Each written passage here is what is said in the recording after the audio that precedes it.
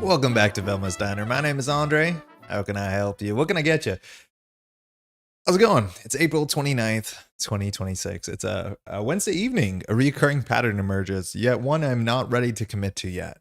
But if it did line up for you, all the best. Welcome back to Velma's Diner. Our journey continues as we continue playing our hero in our film, I guess we want to call it, André Patel, as he dives deeper and deeper into the mysterious city of Rillier. Hopefully everyone's been well. It feels like so long since we've last done this, and I know it's just been a week. It kind of talks about how long the week has been and how busy things have been, but oh my god, it feels like we've done this forever ago. And maybe a big part of that is I was so excited to get back to do this again. So welcome. If you're watching live or you're new to the channel or you're watching the VOD, hopefully you've been well. And last week has been good. So what's new? What are we doing tonight? These are all things we should answer. Firstly, what's new? The lighting. Ooh, I got a new light in the space. I was realizing in the last time we filmed this, it was getting a bit dark over there. It's still a bit dark. So now there's a new light that's just like kind of off to the side here, and it's making the side of my face really bright and giving me some really, some kind of dramatic lighting, and I'm all for it. Maybe that'll work out well, but we'll see how it is. If there's going to be any glare spots or any lessons learned, we'll learn those lessons today for sure. So that's good. I think that's mostly it. Today, we have our upgraded André Patel deck, which we didn't have the time to upgrade it on stream last week. We'll probably have time to upgrade this week. We're going to continue on our journey. Our first scenario was the first time we were playing on tabletop. Last week was a huge success. Hey, Clayton, how's it going? How's your Wednesday night? So we're going to go deeper, and I think we're going west this direction. We are playing, mind you, the Drowned City, and we're playing with the encounter cards from Season 2.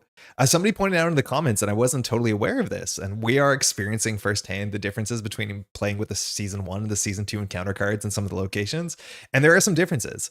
For better or for worse, it's obviously different. Sometimes it'll be less balanced, sometimes it will be not exactly the intention of the designers at the time, but it'll definitely be a playable narrative, and that's what we're going to experience. But what was pointed out is that if you do really want to play with some of the scenario 1 or season 1, encounter cards, I've been told that Fantasy Flight Games has them as print and play PDF cards on their website. So you can just go grab your rats if you're playing, you know, Circle and Done, which I would recommend printing rats for that, I imagine. But that's cool to know, as much as we are experiencing this for the season 2 for the first time. Now, otherwise, we made some changes to some overlays. We'll see as those show up throughout the campaign while we have to translate some glyphs. I made some technical changes, which is really fun. And otherwise, I think we're kind of just off. But because today in front of us, we have probably about like 2.5, 3 hours. That's probably going to be a bit long for when it comes down to playing one scenario. So I decided we probably should just continue opening these investigator packs. And as much as, of course, we're not going to be playing Tommy Muldoon or Carolyn Fern, I think it might be nice to open one of these at least a week, to open the cards, look at them. So I can also just have the cards, because I'm not able to open these unless the camera is rolling, apparently. That is the beast on which we are tamed by. About to go play some Arkham myself. 4-player core only Brethren of Ash finale tonight. Yo, that seems sick. Who are you playing? Best of luck out there. The finale is way more interesting if you've played season 1 than the season 1 finale, and I think a lot of people do appreciate that. A lot of different narrative endings, which is great. So we're going to open one of these. I'm assuming we're going to open Tommy Muldoon. I think the Guardian cards are pretty interesting. I'm actually kind of liking Season 2 Guardians in terms of their like tank and damage archetype. It lines up pretty well. Tommy Muldoon was a character that showed up in Season 1. Never my favorite. He does always show up with Becky wherever he shows up in Arkham games, and Becky is no different here. I feel like Becky seems less prominent in this pack as opposed to the old Tommy Muldoon. And the old Tommy Muldoon was all about playing assets, and I'm actually not sure what new Tommy Muldoon does. I think he cares about firearms, which maybe that'll be interesting. It'll be cool to see what firearms look like in Season 2. That's been a balancing concern or like an interest for a long time coming, as much as Michael McGlynn was like the last firearm specialist, and I think actually landed pretty well. So we'll put Carolyn aside for now, another character that was reprinted, and we'll open up this Tommy deck and see what's in here. Give me 1 second to find the trusty knife.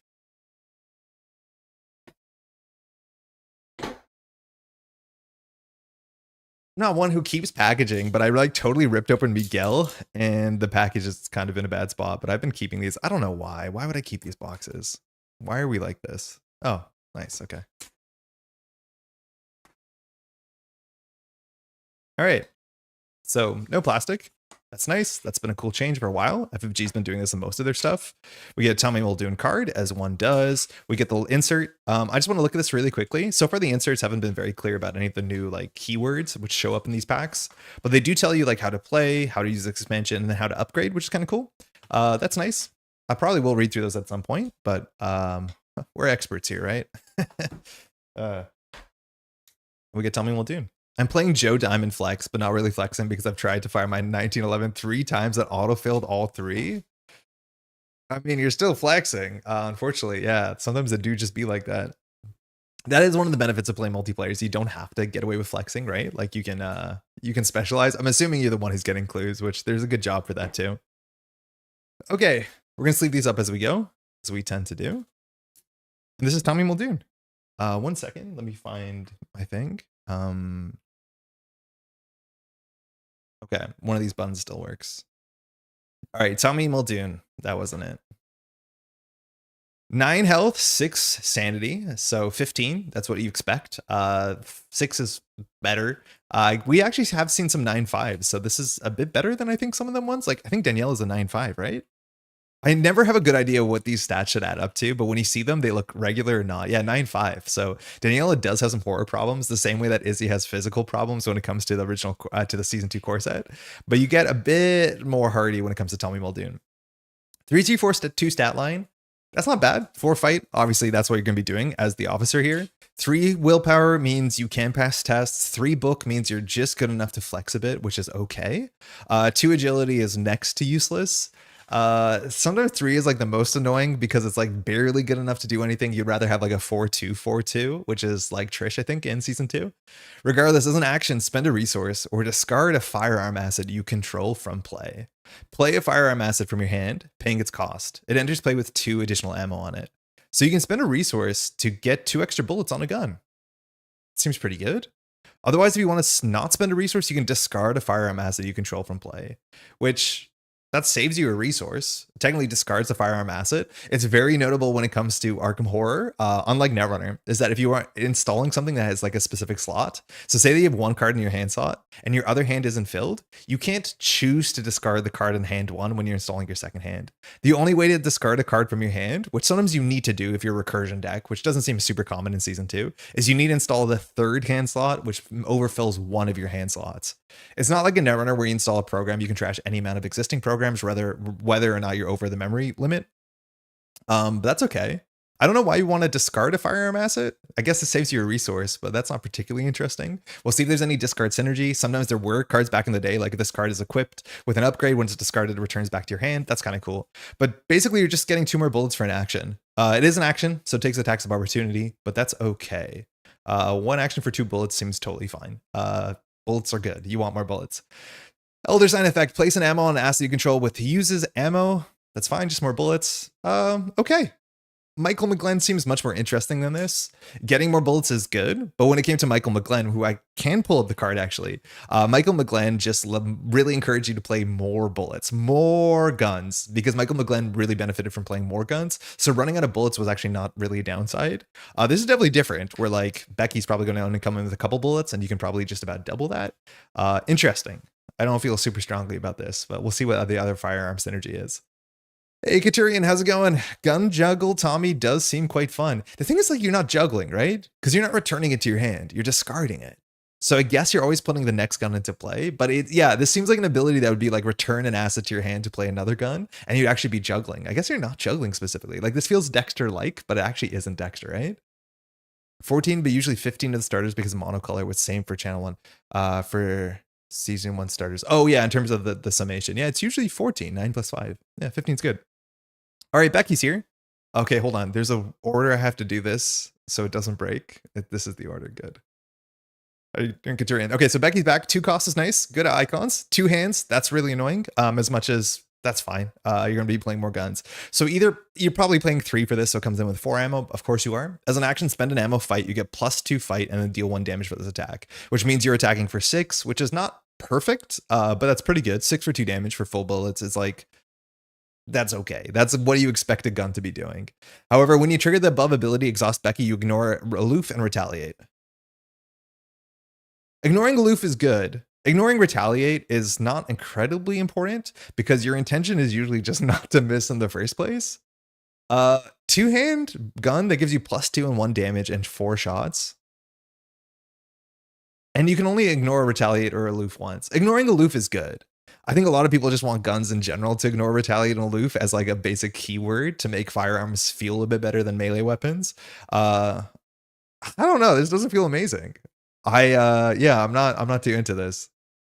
That's okay. I forget what original Becky does, but I knew original Becky was like very, very good at like making a very big gun. There's not a big benefit of equipping this with a lot of upgrades because there's no way to reload it. And so like, there's not really a point to do that. This is, yeah, not particularly exciting for me. Loose cannon. This is our Tommy weakness. You must either discard each firearm as you control or lose 5 resources. So if you can't do one, you have to do the other. If you can't do both, I guess you do neither. If you can lose as many resources as you can, I think if you have no firearms, then you have fewer than 5. That's my guess. I might be wrong about that. Let me know if that's the case. That's annoying. And that was actually very similar to the weakness you had in Michael, where you shuffled all your firearms back into your deck. Genuinely, there were some points in the game where you would be looking for this card because it reloaded your guns. It took your guns from the table that were empty and put them back in your deck, and you could draw them because you were playing a rogue. It was honestly sometimes like a good thing, as much as, of course, it was game losing. And you learned to play around this by just having an extra gun in your hand at all times. Because being caught without a firearm, as much as Michael had 5 fight, it's just not efficient to be caught out without a firearm. This is discard each firearm asset, so it's equally as bad. Losing 5 resources, maybe you have enough money. Generally, Guardian doesn't have enough money. I could see this being quite bad. It'd be really annoying to play Becky and draw this on the next turn. Not much you can do about that. I don't know whether you're going to be floating 5 resources to play around this. At the end of the day, if I have another gun in my hand and that gun costs less than 5 resources, I'll just not lose 5 resources and play the gun. That usually will be the case, as much as you're going to pend an extra action. Hey, Lucy, a 3rd Velma's Diner stream has hit the YouTube. I'm trying to do at least one a week. In fact, I'm not even trying. I'm super excited to do it once a week for obvious reasons, just because I want to get through this campaign too. I think, like, okay, maybe silver lining of having smaller campaigns is that, like, we have committed to play André Patel for better or for worse, 8 scenarios in a row. That's going to take us like 2.5 months. Am I going to get bored of André Patel? Is the audience going to get bored of André Patel? I can't tell. And so, like, I really don't want to be dragging it off. So at least once a week at a minimum. How you been? How's your weekend? All right, overconfident is our basic weakness, random basic. So put it into play in your threat area. After you fail a skill test, take a damage, discard overconfident. So this is kind of like the sister card to the one that we have currently on André, which is if you fail a test, take a horror. That's fine. And I honestly don't think we're that bad at failing skill tests in Tommy. We have reasonable stats. We're pretty bad at failing agility, but we could pass everything else. These sort of like 2-action fail ones are like not the most interesting, but it's okay. All right, 1911 just got straight reprinted. It's kind of not my favorite that cards are getting reprinted as soon as, you know, these products came 1 month apart and they still contain reprints. You understand why that is, but it's weird that the designers weren't like either confident enough or like budgeting reasons. They didn't want to put a new firearm or a new spell in Tommy or in Marie. I don't think it's a balance reason. I think you could figure out another gun, but yeah, 1911 is like good. It comes in for 4 with 5 bullets. That's really quite good when it comes to Tommy's tech, so that's fine. All right, police dog. Nice. We got a whole bunch of dogs in these packs. So 3 cost, 1 health, 1 horror. Those are not great. During an attack or an investigation of your location, exhaust police dog. The performing investigate has +1 skill value for this test. Wait a second. One of the best cards in the game is Garish. If you never played Garish, Garish is so much soak, infinitely heals, cost 4 and 4 influence. Garish is one of the best cards in the game. Now, this is not Garish, but any card that makes you think of Garish is like just kind of really good. The issue is like this dies to any treachery that targets assets. Obviously it does, but this just gives you +1 once when you're attacking or investigating. Those are the things that you really have to do when you're a solo player, so I could see that being quite nice. We do have a flat 1 fight boost Guardian ally. That's really, really good already when it comes to, I forget his name, but the guy with the shotgun who looks like he's from Evil Dead. But this is not awful. It's also nice that it's like you can use this on someone else, but interesting. I think the slot is like very contentious. Of course it is. In fact, we already have more cards in this slot. Rookie Cop. Maybe assign damage and a horror dealt to investigate your location. 3 cost, better soak, 2 and 2 is kind of nice. And when Rookie Cop is defeated, discover a clue at your location. So we still have the same sort of thing that we had this idea in Tommy Muldoon's deck where you had that, I forget the name of the guy, but it was a police officer that had really good soak. And when the police officer was defeated, anybody at your location could like search the top 9 of their deck for an item and add it to their hand. And that was just a good ability, as much as I didn't play the card a lot. So having like a Rookie Cop that you're kind of sending off to their death for value is just, it's gross and it's fun. And it actually works out quite well. Compared to Bodyguard, like Bodyguard is the same cost, has worse soak. And the difference is you get to do 1 damage. Rookie Cop gets you to do 1 clue. I mean, I could see why they're comparable, but if you need more horror soak, Rookie Cop just seems a fair bit better. 1 clue versus 1 damage. I guess it depends what you're doing. But yeah, these soak assets have been better than I thought they'd be. But I do think that's kind of because the card pool is so small, they feel a bit better. I'm assuming with a bigger card pool, we probably won't want cards like this. Yeah, Tetsuo Amore. Thank you. That's Tetsuo. Yeah, Tetsuo is really, really good. And Logan is the person I can't remember the name of. It's a more modest Girish. Lucas, how's it going? Yeah, modest Girish is one we were talking about. I think Girish is just such a busted card. Like Girish is just total nonsense good. And obviously like the 0 XP version is going to be way worse. And it's interesting to see where that police dog will actually end up because you have pretty reasonable allies when it comes to Guardian as soon as level 0. It was fun to send off district seasons. I'm looking forward to megas just around the corner. We had, mind you, our district championship. I ran an event, Netrunner this weekend, which is why maybe it felt like so long between the last time we've done this, but had a great time organizing a Netrunner event this weekend. All right, Service Revolver. Okay, 2 cost, hand slot. Will come in with 3 or 4 ammo if you're a Tommy Muldoon. I do want to say it is just so funny when you see a firearm that's like famous for having 6 bullets and it only comes with 3 bullets. Like just goofy. When it comes to like the 1911 that clearly should have more than 4 bullets in it, it feels a bit more excusable. But like this is quintessentially the gun that usually has 6 bullets in it. Very funny. Obviously, maybe you found it half fired. After an enemy attacks you, so Danielle attacks, spend an ammo to fight. The attack targets that enemy, you get +1 fight and deal 1 damage for this attack. Now, I don't know if the attack gets canceled, whether you can fire this, but this is basically like Danielle's kind of wrench, where you want to get attacked and then you hit back. We're seeing a lot more cards like this, and maybe I'm just thinking too much of Daniela, and that's the reason why having these like extra allies, let alone these soak allies that do something good when they're defeated, make more sense in the archetype because you do want to get hit on. Like you know what I mean when I say hit on. This is okay. We used to have a knife back in the day that did this. I forget the name of it. It was all right. The upgraded version, which not everyone had because it came into a rare return 2 box, that was really, really good. This being limited with ammo is weird. That's a really strange way to use a revolver. There's this one saying that's classic from Call of Duty where it's faster to pull out your sidearm to reload, and this does feel like that. When things get bad, just pull out your sidearm. It's way faster than reloading, and that's funny. It's mostly for show, but handy when you need it. I like the art on this. Cool. Going to and running events that's completely warped time perception. Pretty sure last weekend was about 4 days long. Yep. No, actually, we started at 9:30. We were done by like 6. I got home, had dinner. It wasn't that bad. But yeah, it was a single day event and all that. All right, we got 2 copies of Protective Vest. Sorry, I mean like there's an upgraded version I'm aware of. So 3 cost, body slot. I don't think Guardian has a body slot yet in season 2.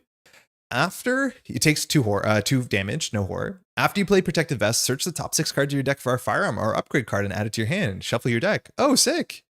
We do have the card that allows you to search the top. I'm assuming it's 7, maybe it's 9 for now a tool or a weapon, which was a relatively staple card back in the day. It's cool that these sort of cards that don't often get slots have utility, but like setup utility. Like that's kind of interesting. Usually the cards like this wouldn't see a lot of play when I played Arkham Horror in season 1 because they just were like, they felt a bit extra and they didn't usually really do something super consistent that you really needed. It's weird though with this card because it seems like a setup card. The problem is like if you want to pay 3 cost for the slot, which doesn't really matter on turn 1, just to have the ability to search through your deck to find a weapon that you also have to play for more money, that's like kind of silly compared to like Right Tool for the Job, which I'm pretty sure is the name, which cost 1. Like there's a really big difference between the two. That being said, it has extra soak on it, which is nice. The slot is not very contentious. And I'm assuming you're playing this to either find Becky in the mid to late game or because you just have more guns and having at least one gun in your hand is important. But it's not a card I want to play on turn 1 to search for my weapon because Guardian money just doesn't work like that. Interesting card though.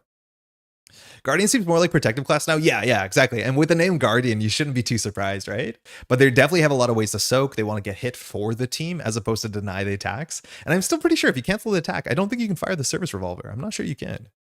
Got on a train at 9 a.m., stood up for 2 hours, and the bendy bit between train carriages because that was the only place it was possible to stand without touching someone else's. Played 8 rounds of single-sided, went out for pizza and drinks, got on the train home. The dickless write-ups and debriefed my testing group was all just Saturday.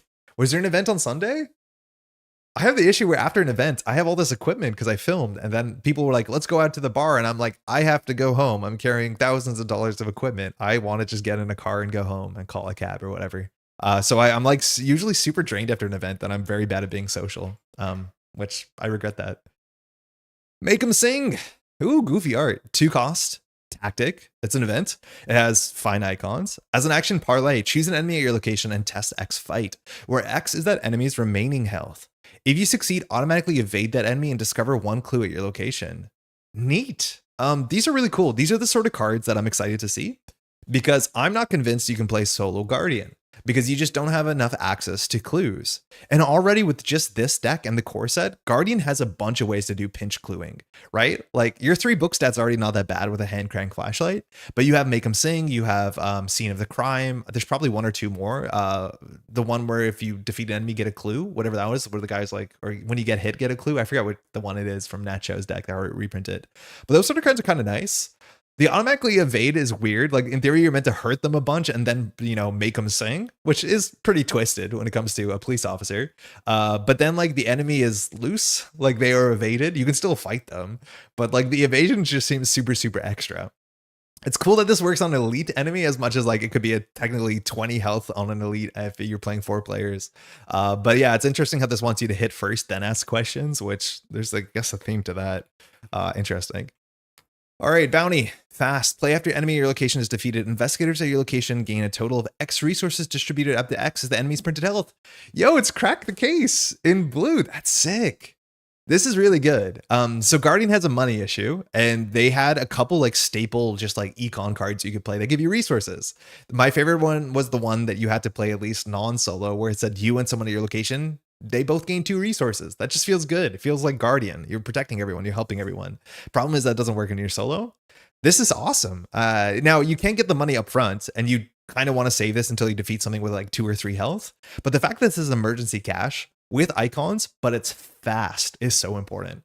And this is what I was talking about. We were a bit critical about some of the bad econ cards in the last Rogue deck, and that's because they're econ cards that are like very click intensive, and they weren't even that good based off of you can always click for a resource. Cards like this are exactly what I mean, and why emergency cash sees less and less play the bigger your card pool gets, because when you can find economy that's synergistic to your game plan, let alone quick, fast, very low in actions, it is like what you'll be playing. This is very likely to be a 2 of in every Guardian deck for the near future until you find a deck that generates money some other way. That's a very, very, very, very good staple card.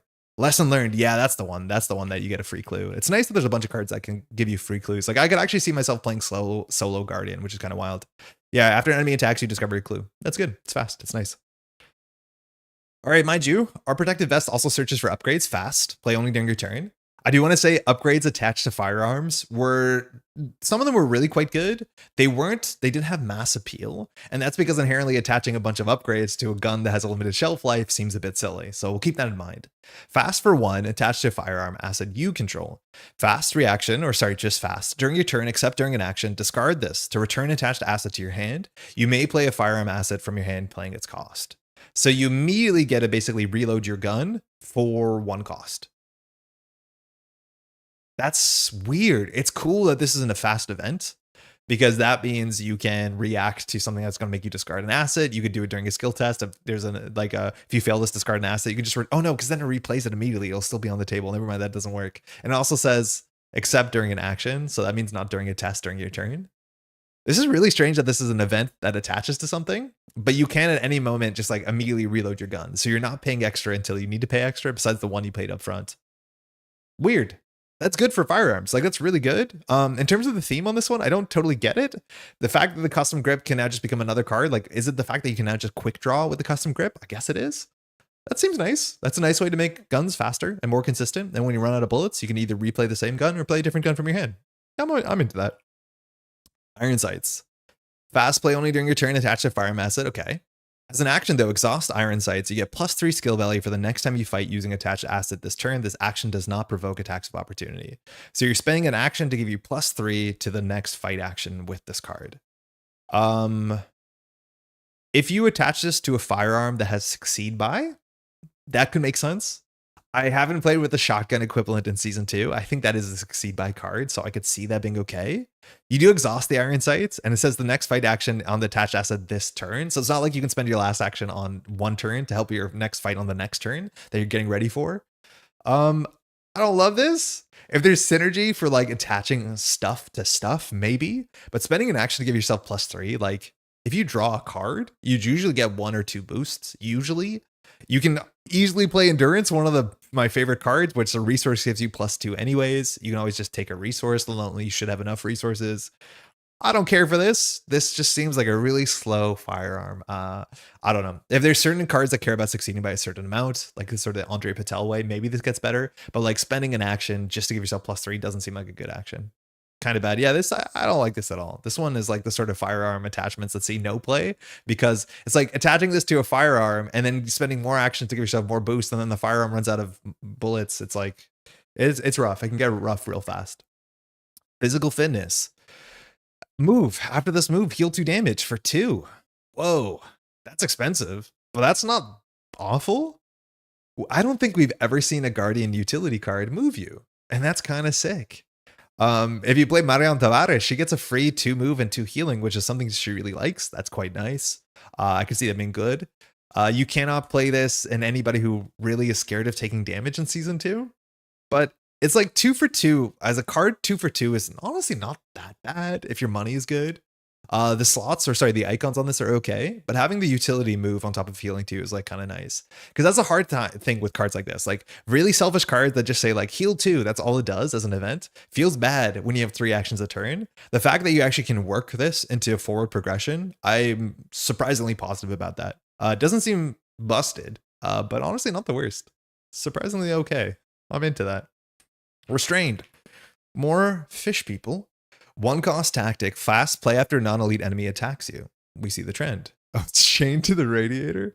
Automatically evade the enemy and attach restrained to it. Attached enemy cannot ready. When the round ends, if attached enemy is not a humanoid, discard restrained. What?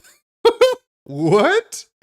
So if a non-elite hits you and you just don't want to deal with it, you just pin it to the radiator and leave. So you can do whatever you want, take an attack of opportunity. You're the tank class, so you don't care. And then you just attach restraint to it. It's evaded and it cannot ready. It can move. It definitely can move. So if you want to have a character that wants to parlay someone, this is basically like modern handcuffs, but way easier to play. Wait, what am I missing? This is nonsense. This is so good. Automatically evade the enemy and attach restraint to it. The enemy cannot ready. They can move. They can be engaged. You can parlay them. You can attack them. Great. When the round ends, if the attached enemy is not a humanoid, discard restrained. And obviously, like, not a lot of characters lose or gain traits, so you'll know if it's not a humanoid. Wait, this is amazing. This is so good. That's awesome. Theme's really fun too. The art's great. Art's really, really good. Yeah, this is basically like handcuffs, and they had to errata, or they chose to errata handcuffs to make it a lot more playable. But handcuffs is like a really important card for a weird subsection of decks. Any parlay deck wants access to handcuffs. Any parallel Roland really loved handcuffs for a bunch of reasons. And there was a weird parlay cards that Guardian could play, especially with the police theme. This is neat. That's actually a really good card. I'm into that. I don't know how to use it well, but like a get out of jail card for a free attack is fantastic. Stakeout, 2 cost. Investigate, you get +2. If this investigate succeeds, you heal 1 horror. Now that's expensive. We've seen a bunch of these like pinch clue cards in Rogue that we saw in Andre's pack, and in Rogue they're probably a fair bit more affordable than in Guardian. This puts us to 5 book. We don't get an extra clue. We just heal a horror. Now that's not bad. We only have 6 horror. As much as generally we solve our horror by playing more allies or playing assets, but this is the sort of card that I'm talking about when it comes to solo. That just giving you more access to clue getting means that you can play more of these characters in solo, which is nice. Now, if you just pitch this card, you basically get +2 book anyways, and you're basically now at that point trading 2 costs for 1 horror healing. I don't know if I like that, because again, if you just pitch this card, you save 2 resources and you just don't get the healing. So like, yeah, that's a bit expensive. I'm not into it. Whatever. Adapt and Overcome. Our main characters on the art. Commit only to a skill test during an attack or evasion. It has 1 physical, 1 evasion, 1 wild. The performing investigator ignores the alert and retaliate keyword during this test. Oh, interesting. We had a very similar card back in the day, but it gave retaliate to the enemy, but you drew a card, and I loved that card. That card was just so good. This ignores alert and retaliate during the test and just gives you 2 wilds. So if you want to compare it for fighting or evading to like, overpower or manual dexterity, the upside to those cards is they drew a card. The upside to this card is you ignore, retaliate, and alert. Generally, and this probably changes on different difficulties, you just want to succeed tests anyways. So having a card in your deck that says if the bad thing happens, the bad thing doesn't happen. I don't know. It feels to me I'd rather just not have the bad thing happening in the first place, but that's naive to some extent. So maybe at higher difficulties where the bag is more punishing and less easy to predict by just having better stats, I'd want this more. But it's hard to sell me on this when I can just play overpower, gain 2, and draw a card if I succeed, as opposed to like not worrying about the retaliate in the first place. Pay for the privilege of drawing the auto fail. I mean, that's how the game goes. Sometimes it happens, but yeah, that's kind of expensive. Arm to the teeth.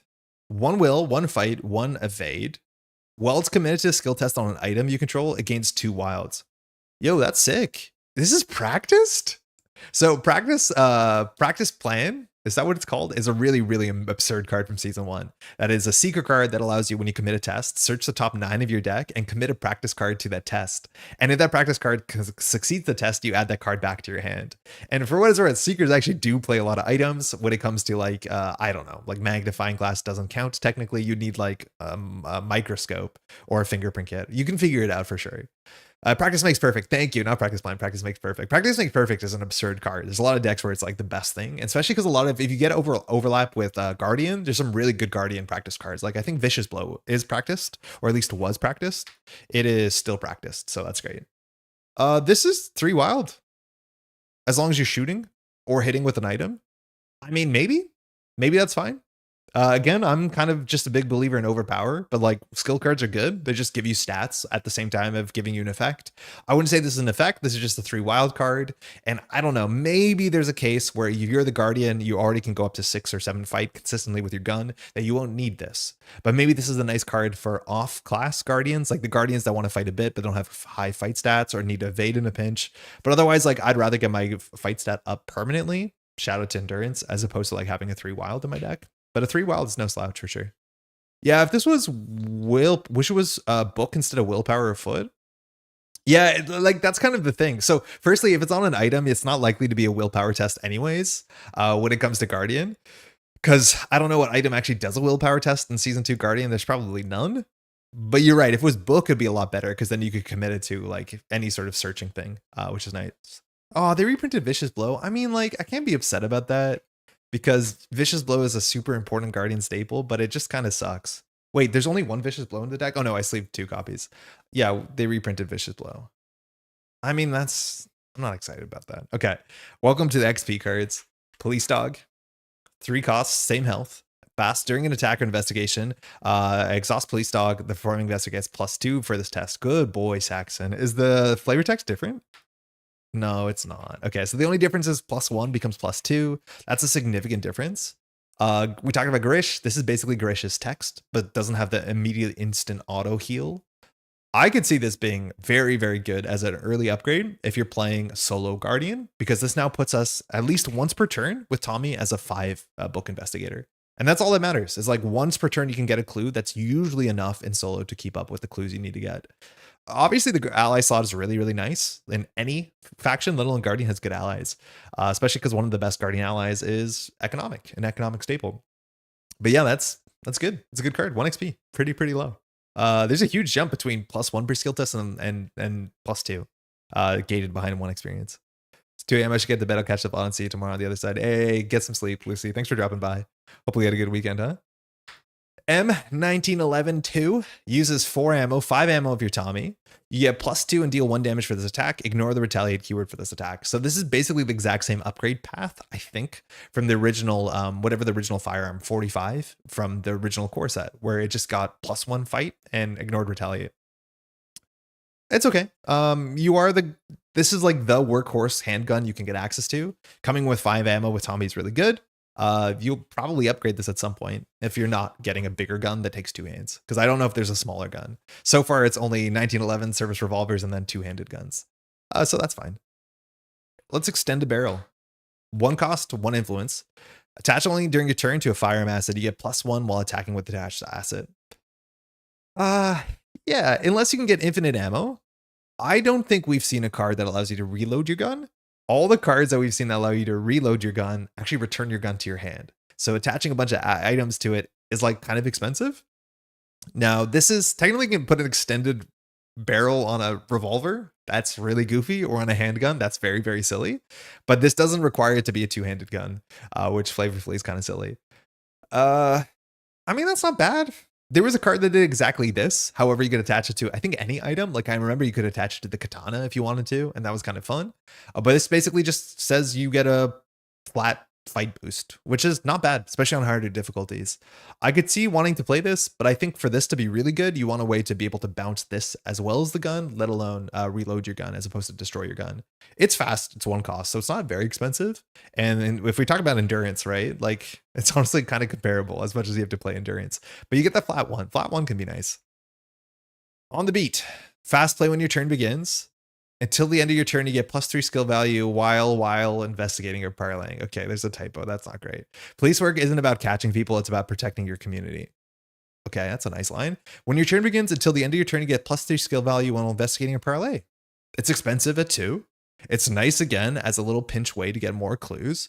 Parlaying, I don't think is super important. I don't think you can build a cohesive parlay deck where those boosts actually do matter. But yeah, getting your book up to 6 for a whole turn is pretty good. I don't think we have a way to get extra actions like we used to back in the day with like the police badge or whatever. But yeah, putting yourself up to 6 on like a 4-shot location for a whole turn and just like crank it through, especially because you can play this when your turn begins, which means you know there's no enemy on you, so you're not committing this at a bad time. It's a bit expensive, but I could see wanting to play that, especially in solo, specifically in solo. Physical fitness 2 now costs 1 and heals 3 damage. I mean, yeah, that's a lot of damage, I'll be honest. Moving and healing 3 damage for 1 is pretty damn good. This is a spirit, which if you're playing with Nacho, that can matter. You cannot play this with the Art of War, right? What's that book called? The Book of War? Book of War? What is the book? The Book of War? Yeah. This is only for tactics, right? Yeah. Book of War is such a cool card. It's a shame. But I guess physical fitness doesn't make sense that it's in the Book of War. Neat. That's a lot better. 2 XP though. Like that's a bit of a luxury. But move and heal 3 is absurd. That's a lot for 1 action. There's nice cards for investigation on this deck for Joe. Oh yeah, I could see that. Yeah. 6 ammo with Tommy. No, 5 ammo with Tommy, right? Tommy only, Tommy adds 2 ammo. Sorry, I thought Tommy added 1 ammo. I think all my numbers are off. You're right. Tommy Muldoon adds 2 ammo, so it is 6 ammo. That's good. Speaking of that, we found a card that says reload on it. Place 5 ammo divided as you choose among firearm assets you control. Okay, that's sick. That's what you need. I'm only comfortable upgrading my guns if I can consistently reload my guns, and now there's a way to reload your guns. 5 ammo for an action that costs 2 and 2 experience is like reasonable. Generally, that in season 1, the ammo reload cards were divided between Guardian and Rogue, and then certain ones were better based off of what guns you played. One did full, one did half, or something along this line. So that's good. This does help a heck of a lot. All right, Vicious Blow upgrade. I think this is the same as season 1. No difference besides the goofy flavor text. So it's still, well, now it's 2 boost, which is better than the original one. And if you succeed, you do 1 damage. If you exceed by 2 or more, you do +2 damage. So you actually do a 3 damage attack. or 4 damage attack with a firearm. That's like technically a reason to worry about your iron sights, but already this is giving you +2. You're probably attacking with a boosted gun by the time you spend 2 experience on this. This card is a staple card. A big thing about Guardian is just spending the least amount of actions dealing with what you have to deal on the table, or at least balancing that with the rest of the stuff you have to do that turn. So if there's nothing to do that turn, it's okay to take your time. But if there's something you want to do that turn, yeah, do the 3 damage attack. Of course you should. All right, this card is getting absolutely blasted for the art. And yeah, I get it. 4 cost, 3 experience for Detective Eagle Eye Sherman. You get +1 fight. That's good. Detective Sherman may be assigned damage and or horror dealt to other investigators at your location. I think at this point, the majority of allies in Guardian have that text, which is kind of a cool theme. After damage is placed on Detective Sherman, exhaust him, discover a clue at your location, and he has 3 damage. We have no way to heal our allies in faction, I don't think, but if you pair this up with like Survivor, you definitely can. Maybe even a Mystic. I know in Survivor you can. That's a very, very good card.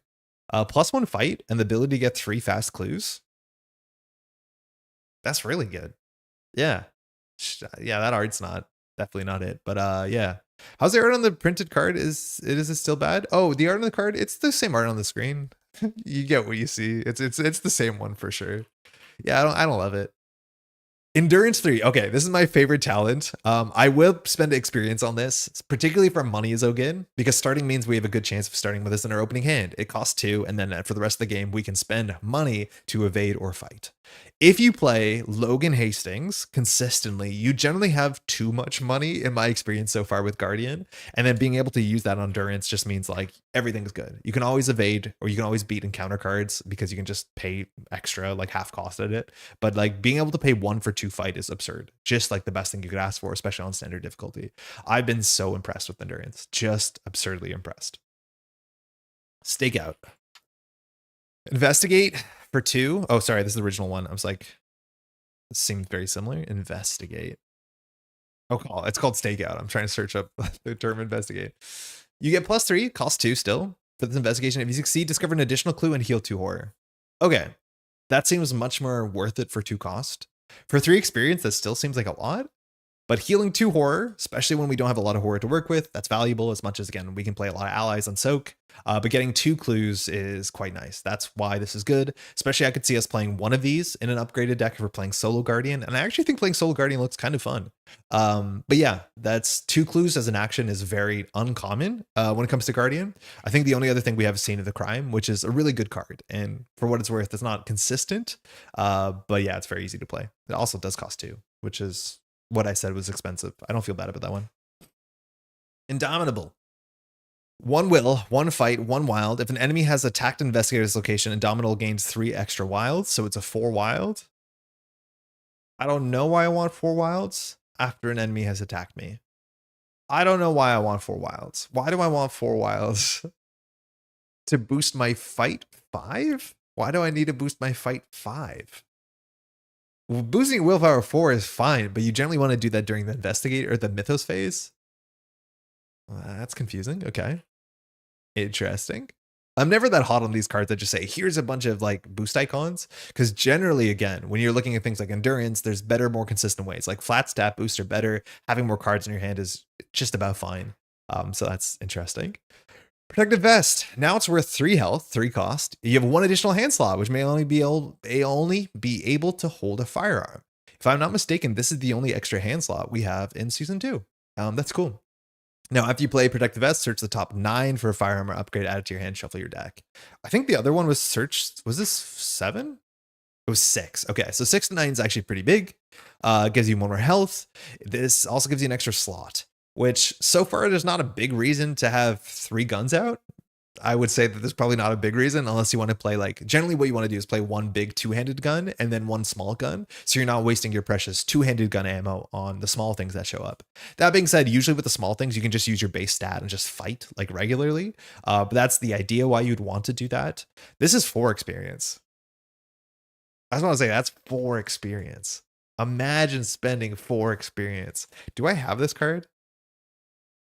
No, I was going to try and pull up Quick Draw Holster, but there's a bunch of these cards that are like what they do on paper is good, but they're just way too much experience.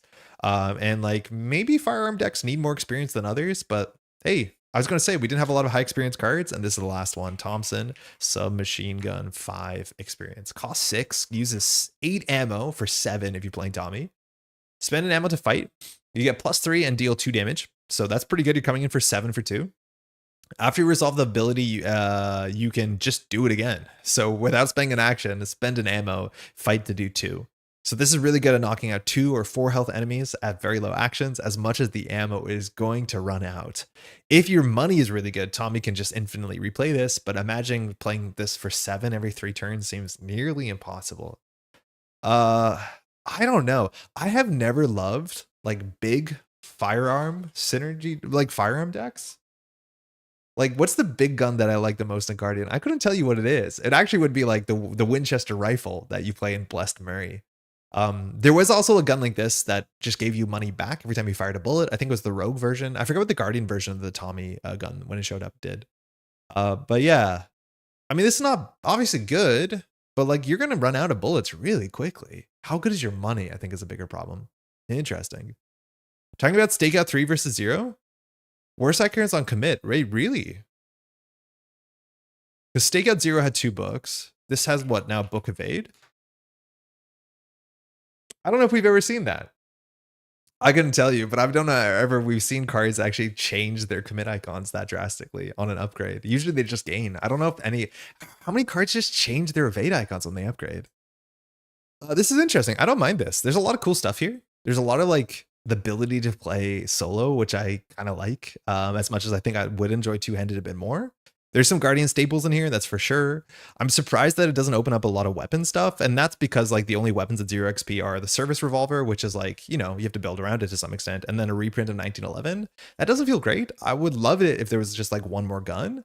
We technically like saw this when what's his name, Mark Harrigan came out. He had his own revolver that had 6 bullets and was really good in specifically Mark.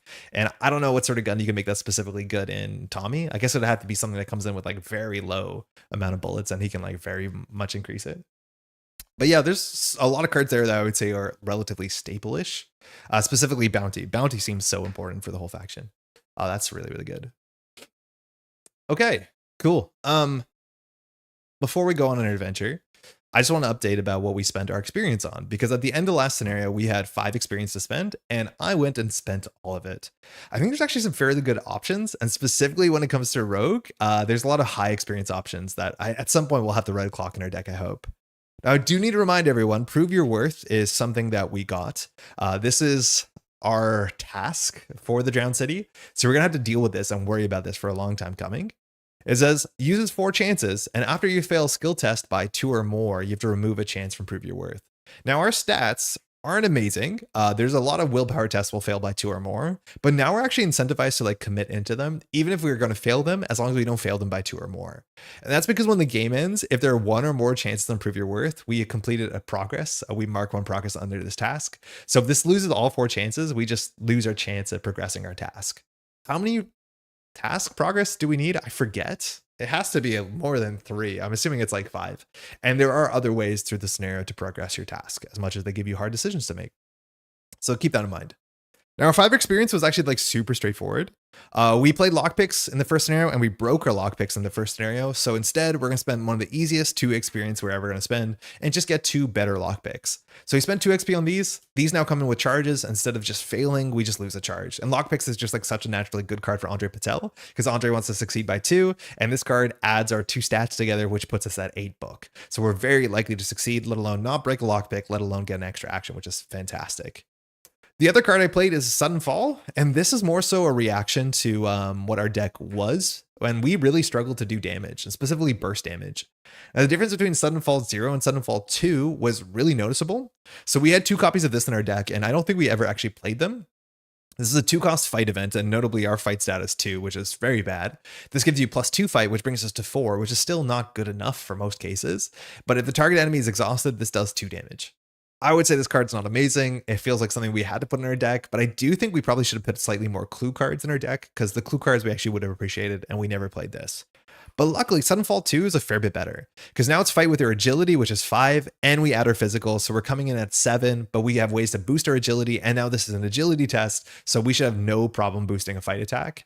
Now, if the target is exhausted, this does 3 damage, and that's exactly what we need. This means we can now knock out 4 damaged enemies, or 4 health enemies by hitting them with Arcane, exhausting them, and then hitting them with a Suddenfall. This seems like a really great upgrade, so we're going to go for it.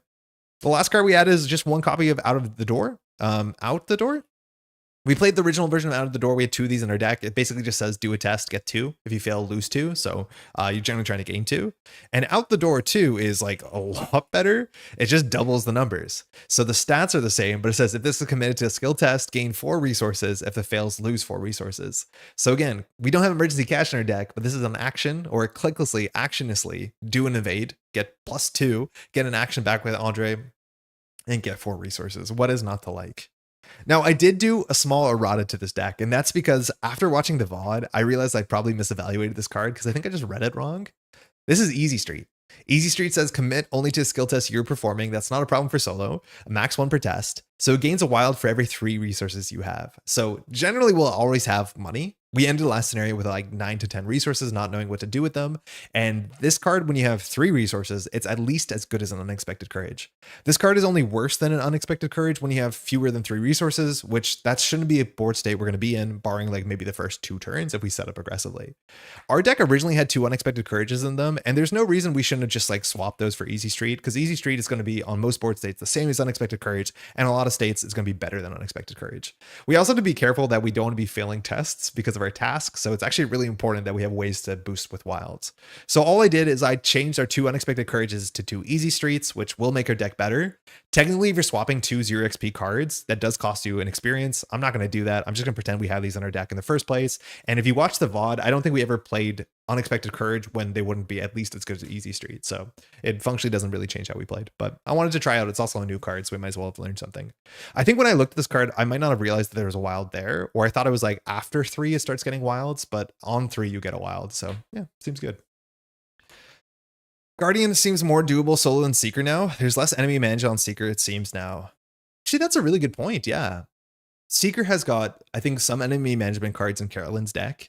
I think you have to be really building into like the Curse of the Pharaohs to be able to get your damage. But like some of the cards that they have in Seeker to be able to deal with enemies are like very absurdly expensive. Like admittedly, you had too much enemy management in season 1, but now there's like a 3-cost card that says evade a bit better. And it's like, I don't know why I can't play that. I'm not going to play that. But yeah, that's actually a really good point. There's a chance that Seeker is the harder class to play solo now, which is a weird spot to be in because Seeker was like always very consistent at doing everything, again, for better, for worse.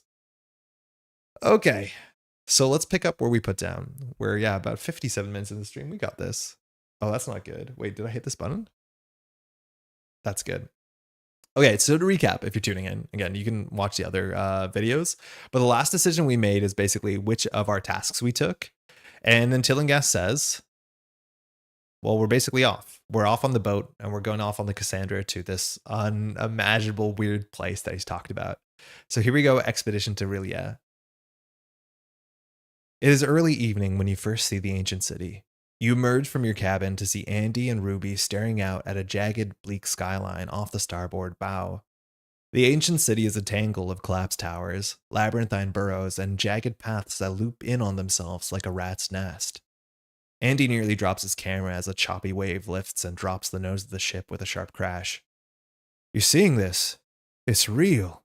Tell me it's real, Andy says, furiously loading more film into his scuffed camera. You and the rest of the crew marvel at the mind-bending skyline with a mixture of awe and dread. Seawater pours from the mouths of alien effigies and ancient sepulchres. Strange ephemeral shapes flit in and out of the obsidian canyons of Rilia. It is unlike anything built by human hands. You catch yourself saying the city's name under your breath. Even the unflappable Ruby seems dumbstruck as the ship sails past a ring of rocky shoals in a broad cove. After making landfall, the expedition camps on the black, sanded beach at the foot of a towering obsidian spire. Menacing gargantuan doors set in the tower's base loom like silent sentinels. There's hardly a word between the expedition members on the first night. Andy spends the evenings poring over an obsidian stone set with glowing glyphs, while Ruby lovingly reorganizes her tool bag. In the morning, you discuss which route to take. Tillinghast has provided enough diving equipment, climbing gear, and rations to explore inland for at least 2 weeks before you would need to return to the beach. Andy and Ruby are at odds, however. Andy wants to follow the coastline to the ruined western wall near the mouth of the cove. Ruby, perennially comfortable with heights, wants to take the skyline to map the city. She points excitedly at the distant cathedral-like structure further inland. Now it says, depending on which character you want to follow, you will either explore the ancient city from west to east or east to west. You must decide. So there's two options. The first one says follow Andy along the shoreline to the western wall, and then we basically go west around the island, and accompany Ruby through the Obsidian Canyons towards a massive inland structure. Skip to Eastern Expedition. Now, what can I tell you about this choice? Firstly, I've only ever gone east, so we are going to go west by default. But I want to say from my experience playing this and playing solo and in groups, these two characters, as much as they might have different stories and one path might be more or less difficult than the other, and that I can't tell you, is that these cards are not equal. So one option is we've Andy Van Nortwick. 4 cost, 2 book, gives you +1 book flat, which is not bad. If your location has no clues on it, ignore the first attack of opportunity made against you each round. 1 physical, 3 mental. Takes up an ally slot. This ally, I would not put in my deck. I would not put this ally in my deck. I don't think it's good enough. I don't know why. Like we saw in the original or in the season 2 core set, we saw, and I guess should I spoil it? But we have Dr. Armitage. Armitage has basically this text, but like way better in so many different ways. Firstly, he has more physical, more horror. He gives you +1 will, +1 book. He's cheaper, and he just ignores the first attack opportunity. Doesn't matter if that location has no clues. I thought the story was going to go in a very different direction. Now, if you go the other way, we get Ruby Standish. And Ruby Standish is 4 cost, gives you 2 horror, 2 sanity, and those are usually better, as much as our physical is more important than our mental. Get +1 agility, that's already really good for us, because we care about evading and succeeding by. And it says fast, if there are no ready enemies at your location, exhaust Ruby to move to a connecting location. I don't get it. This is like one of the best cards you could possibly imagine in solo, let alone for a rogue, right? Like evade, gain an action, free move is absurd. And instead we have to go for Andy Van Nortwick, who like functionally doesn't have text besides a flat book stat. I don't understand why these two characters are so uneven. They are not equivalent. I don't know what to say. I'm dreading going west because Ruby is so good for a deck, let alone she shows up in a bunch of the art, technically, or in the flavor text of a bunch of our cards, because of course we are rogue. But unfortunately, we're going to follow this ambitious journalist west. I do also want to show this and maybe like avert your eyes for a second, but I wish this was way more prominent. And I do know from the folks at FFG talking about this is that this was redesigned at some point. The original reason or the original intention of this island was that it was going to be kind of more open world, and then you could choose which direction you'd go, and then based off of your path, it would cost you doom or some sort of other extra thing. But what I want to bring up is here, sorry, none of this is that important, obviously, is that there's this at the end. And I love this. And I've never seen this because I've never used this because I never use the campaign guides on the back of the maps because I usually use the Arkham Cards app, which is fantastic. But the fact that there is this like hand-drawn map that kind of gives you an idea of the adventure in front of you and the path you're going to have to take is incredibly cool. Just like, you know, in any sort of fantasy or science fiction, it's usually a fantasy book. Like having that map on the front that brings you into the world that makes you understand it. Let alone this reminds me of all those like great books I read as a kid that dissect the locations and give you that information of what's to come. I think this is awesome. Unfortunately, you can't make any really great decisions here, but either we go east or we go west. We're going to go west, which is the Western Wall. Unfortunately, Andy Van Nortwick is going to be joining us, which again, yeah, we're just going to be committing him for 2 book icons. Arkham ASMR channel win. Hey, Semiotics, how's it going? Welcome to the stream. You have a center stage on your deck too. You can evade the enemy and fight with your last action with a sudden fall to get more skill values. Oh yeah, that's cool. That's cool. I can see it. Yeah, we're not playing center stage, but center stage is a nice way to make the sudden fall boost a bit better. That's for sure. Hey, Bpix, how's it going? The tones, they're so dulcet. Thank you. When I play Andy, he always becomes a skill card. Yeah, it's not good. I don't understand. Those cards are not equivalent options. Okay, hold on. So we're going to jump back to just like page 4 so we don't have to scan through everything again. Should have done that the other time. Okay. So we're going west. We've locked it in. Our journey is heading west. Western Expedition. Something about the distant ruined wall and submerged spires calls to you. After agreeing to accompany Andy westward, he sighs with relief. I can handle myself, of course, but if we have to go diving, He looks blankly into the distance for a moment. I don't want to worry you, but I could swear I saw something human-shaped swimming below. I'll be glad for the company. You look past the black water to the edge of the cave, the edge of the cove, suddenly apprehensive. Something crests the waves for a moment, then disappears. You have the feeling of being watched. 2 weeks then, says Ruby, hefting a coil of rope over one shoulder. We'll meet back here in 2 weeks. Don't forget the diving suits, and don't get yourself killed. I would hate to lose my favorite rival. In your campaign log, record that the expedition has headed west.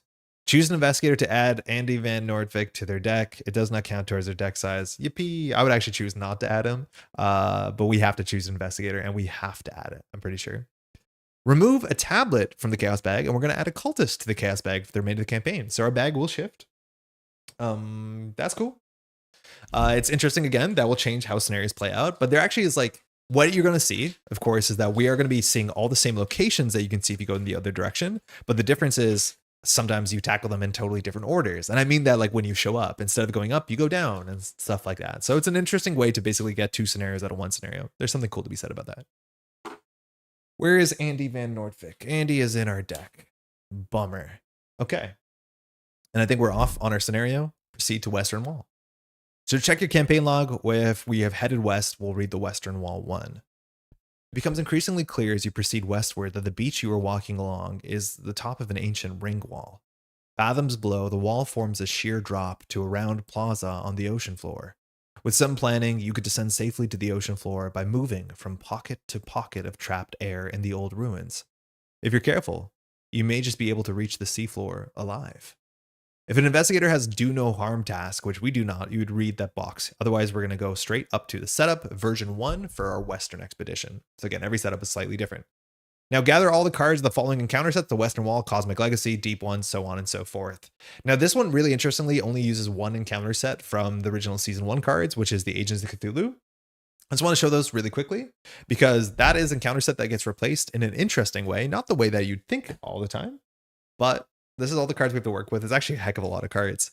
So the scenario that we should be playing, or sorry, the encounter set we should be playing is this encounter set that you don't use that often from the original core, I don't think.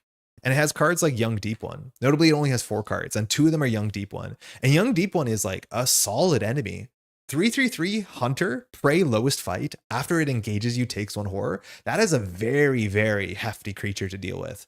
Because if you are an evasion-based character like we are, we have no intention to do 3 damage, which means if this thing readies every turn, let alone hunts you down, you'll just be taking an absurd amount of horror, and there's nothing you can do about it. This card is a nightmare for evasion-based characters. If anyone has played like, what's their name? Oh man, my favorite character, the one that evades from Scarlet Keys. They're so good. These sort of characters, like playing Innsmouth, is just the worst.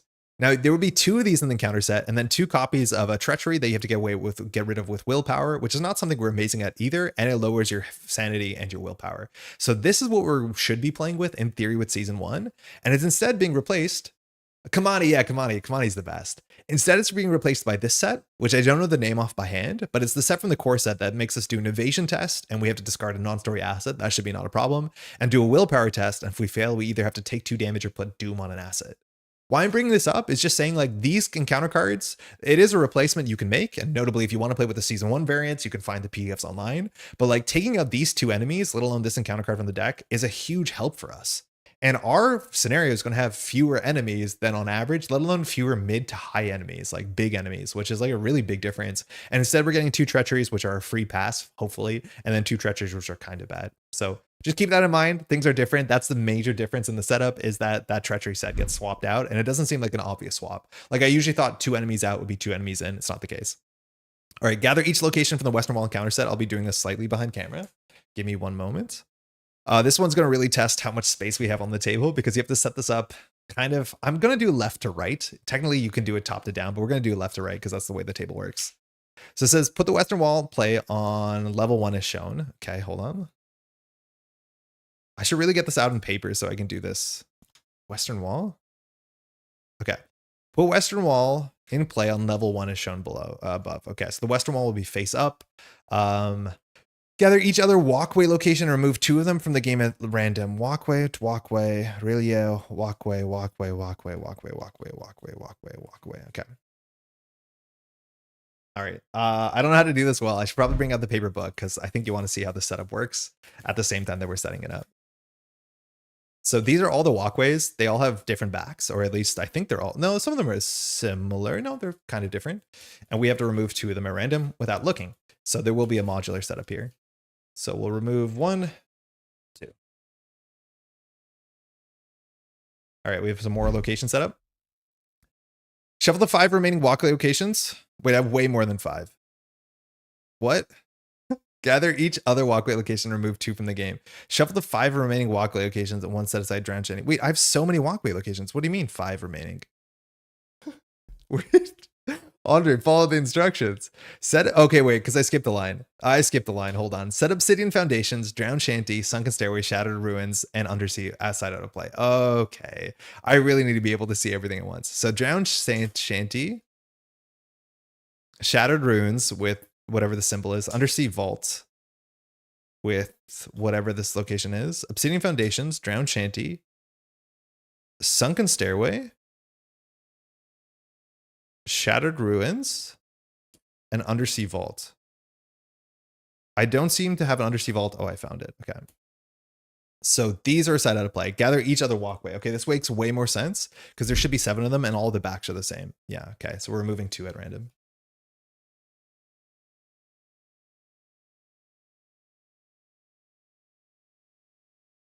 Cool. Shuffle the 5 remaining walkways with the set aside drowned shanty, sunken stairway, and shattered ruins. Put them aside onto levels 2 and 4 below western wall, unrevealed side face up. Okay, so we're going to be building the structure, but we're going left to right. So basically we have 6 locations here. How many should we have?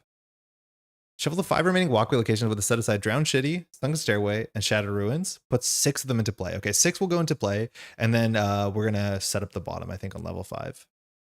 Shuffle the 2 remaining walkway with a set aside obsidian foundation, so you don't know which is which. And the undersea vault, I think, is just put aside, right? Yeah, the undersea vault, we don't know where it's gonna go.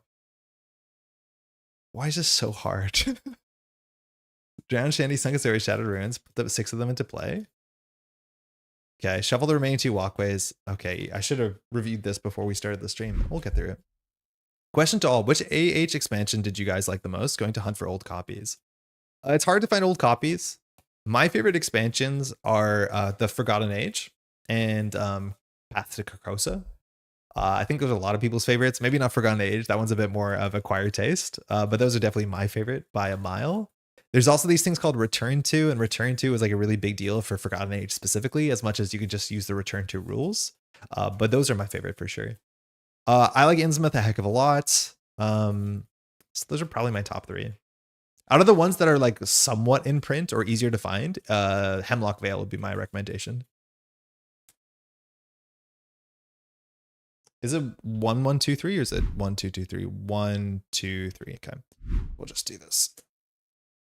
Okay, so with these 2 and obsidian foundations, we shuffle these together and then we build 3. I'll clean this up slightly so it'll be a bit more organized. But now, again, this is going to be level 1. This is level 5. And definitely a bit of setup. I'm pretty sure in the future, when we don't do a box opening at the beginning of the stream, I'll just set up the thing ahead of schedule so that we don't have to struggle through it like an absolute chump. All right, okay, we can have more space here. So we're not going to be adding any locations, I don't think. Maybe we add the undersea vault. I forget how it works. Okay, build the act deck using Act 1, descend into the abyss. Got it. So there's only one Act 1 agenda, so pretty simple. Mind you, if you go east, your first scenario is incredibly complex. If you go west, your scenario is incredibly simple. We got the simple way. But if you go east, the second scenario in this has like so much rules overhead. It really tilted me when I played it, and I was very tired that day. It was not a good combination. I was very unpleasant to my group. In player order, each player chooses 1 item from the expedition counter set to begin play under their control. The set is indicated by the following icons. So something that I think is technically true is we're meant to do our mulligan by now. I almost never do that because I do feel like some setups actually interact with your mulligan. But in theory, we're meant to mulligan, see what our hand is, and then based off of that, decide. But regardless, we'll just do it this way for now.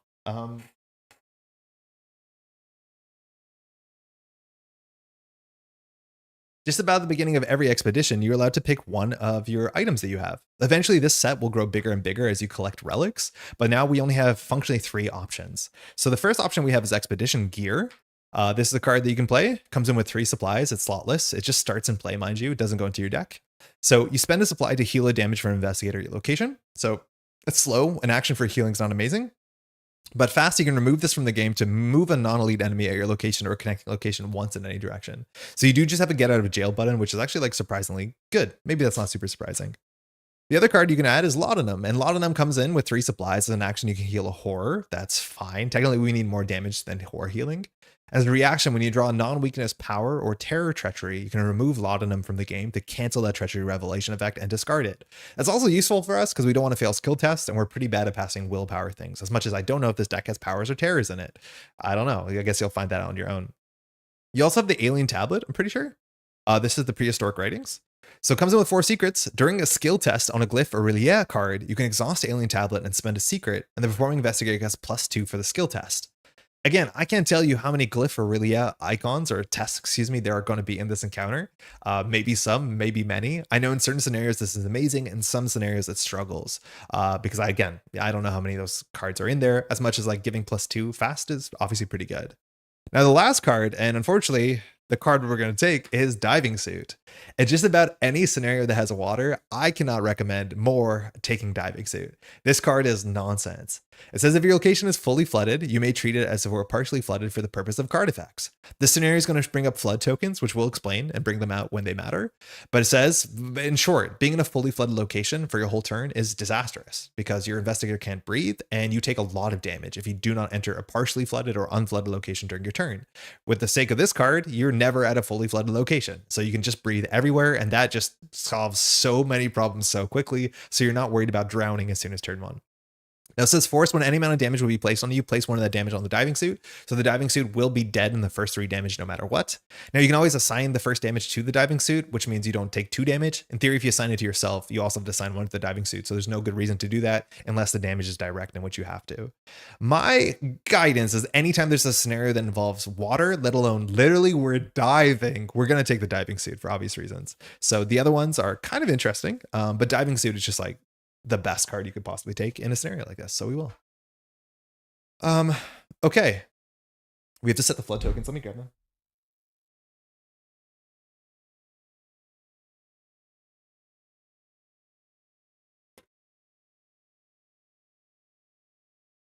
Add the flood tokens to the token pool. Increase the flood level of each location on level 2 to 5, and increase the flood level on low levels 4 and 5 so they're fully flooded. Shuffle and counter deck, you're now ready to begin. Okay, so this Undersea Vault, it's not the button we want to hit. This Undersea Vault is out of the game. It'll hopefully show up at some point. Let's just give us some more space. So it was set to increase the level of flood levels of level 2 to 5. So we're going to put these tokens on them. Mind you, these are Orbits tokens. They're not incredibly big. Hopefully you'll be able to see them on the camera. This is the partially flooded side. This is the fully flooded side. Both sides are considered flooded for card effects, but card effects that care about fully flooded versus partially flooded, that is the difference. These have no mechanical text. So there's no text that says like a fully flooded location is harder to investigate or harder to fight an enemy or anything like that. It's just location text on scenarios, and encounter cards will care about the flooded ability of your location, but inherently they don't do anything. So we're going to fully flood the bottom ones and partially flood all besides where we start, because we are, again, diving, and our diving suit will really help for that. All right, that's it. We have to shuffle. I just want to double check we did that right. Increase 2 to 5, fully flood 4 to 5. Our level at level 1 is totally fine. You're now ready to begin. Oh, there's a bit about location adjacency. This is actually really interesting. This is the very unique rules for location adjacency. We're not going to use the arrows. It says during this scenario, locations are arranged in the pattern of 5 levels. The position of each location has its own level from 1 to 5, beginning at the top and descending to the bottom. Any card effects that refer to a location's level referred as number row in the location placement. So that makes sense. However, this last section is really important. During this scenario, each location is connected to each location in the row above and the row below it. Locations in the same row are not connected to one another. That's such a cool rule. And so what that means in short is like if we're here and we want to go, so say we're here and we want to go to this treacherous path, we can't go across. We either have to dive down or dive up and then go there. Again, That is really difficult because that means if you wanted to explore all these locations at the bottom, they're always 2 away. Because if we go to this treacherous path and we want to see the next one, we have to go back up and then go into there, especially if these locations have text that says like when you enter, do something bad. So yeah, that's cool. Where's it go? Wait, where's André himself? We should shuffle all this together. It's a huge deck. Wait, these are meant to be in the deck? That doesn't sound right. Did it not say to put this thing aside? Did I miss text?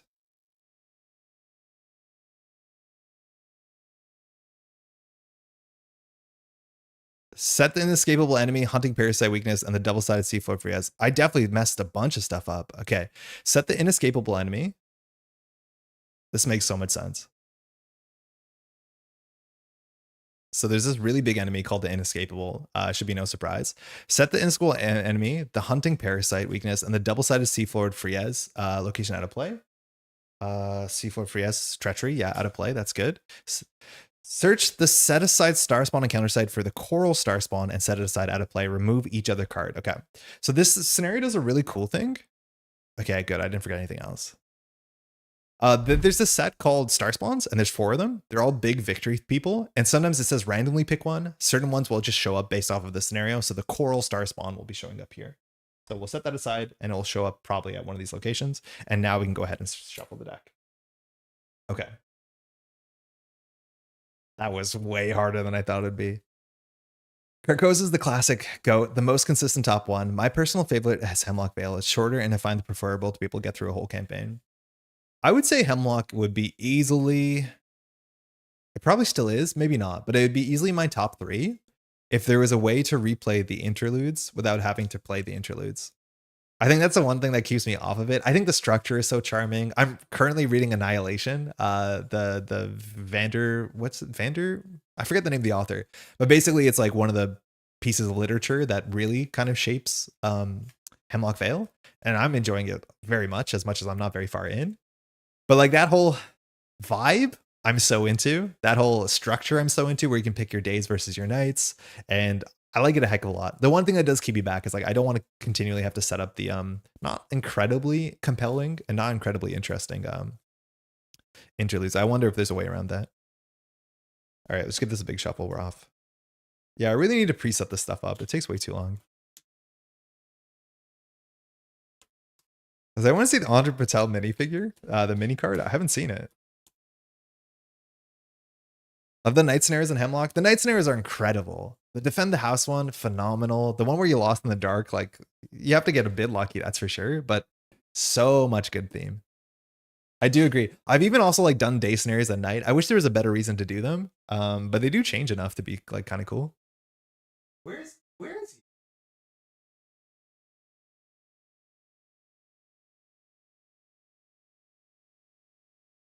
Where is André? Did we have him? Did we lose him?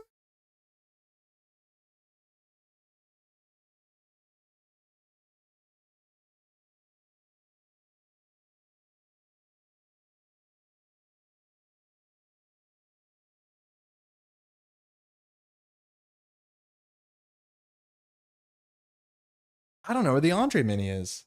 That's annoying.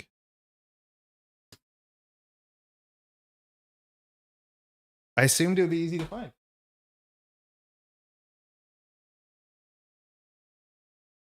Okay, whatever. He'll show up when he shows up. Until then, I guess we'll use the counter that I have, which I don't know where it is.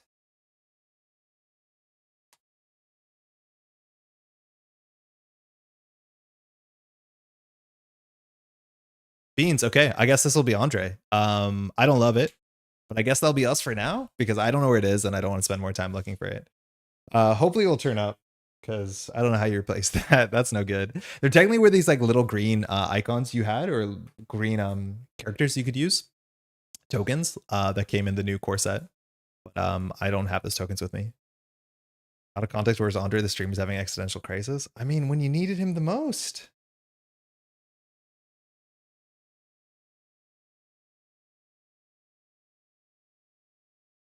Okay. So let's read through this. I guess we do our mulligan first. So we know we have our diving suit. We have Prove Your Worth, which Prove Your Worth comes in with a bunch of counters on it. We'll have 4 counters.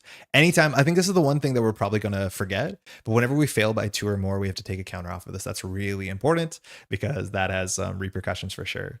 We have our diving suit. This comes in with 3 health. It has to take damage when we take damage, so we'll just assign it to this if it's not direct. And this basically says we're never at a fully flooded location for card text. And card text is the only thing that cares about this, so that's actually really important.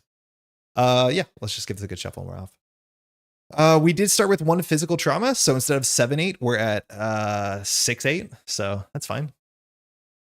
We are relatively healthy. We have no healing. There's literally 0 healing in Rogue, I don't think. So it's mostly just going to be like playing our allies, but our deck only has 2 allies. So we just need to make sure we don't take damage.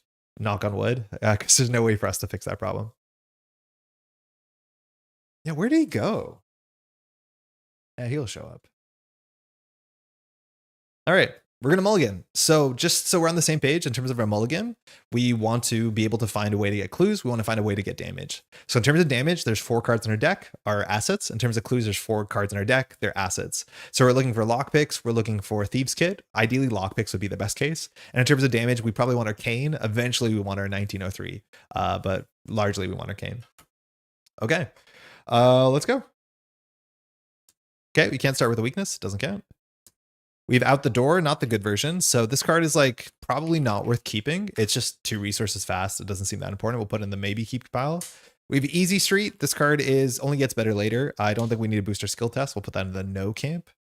We have a 1903 Hammerless. It might be okay to have a damage card just because we have it. So this is so far the card that we'll consider keeping the most. We have our lockpicks. Okay, that's perfect. So now we're kind of just set up. The only other card we really want in our opening hand is Olivier, because Olivier is just our best ally. And we are Breaking an Entry, which is a good card, but not the most important card. So I'm going to go ahead. These 2 cards are a bit expensive, so we play both of them. We can't, but we generally don't have to play our 1903 on turn 1. We just have to play our lockpicks on turn 1. So I'm going to mulligan these 3 and then just try to find Olivier and try to find Watch This on our better econ cards. I think that's a good enough spot to be in. Know the Line. I'm not familiar with each of these are. This is the one that's for a scenario card, so that's good. That means we can use this on treacheries. That's important. We get Manual Dexterity, which is just 2 of 8. If it succeeds, draw a card. And we have a 1903 Hammerless. Okay, unfortunately, we got all our guns. We'll shuffle these back. So no Olivier Bishop. Olivier is going to be really important because moving is one of the hard things when it comes to, of course, playing solo. And there's a fair bit of moving we have to do. Like each of these locations generally is going to be 1 or 2, generally 1 action to get to if you're going to be most efficient. But sometimes you can't afford to be the most efficient and you just have to do the bad thing. So let's see how this goes. All right. Scenario, the Western Wall. The Western Wall. Okay, so agenda is Flooded Paths. Flooded Paths, okay.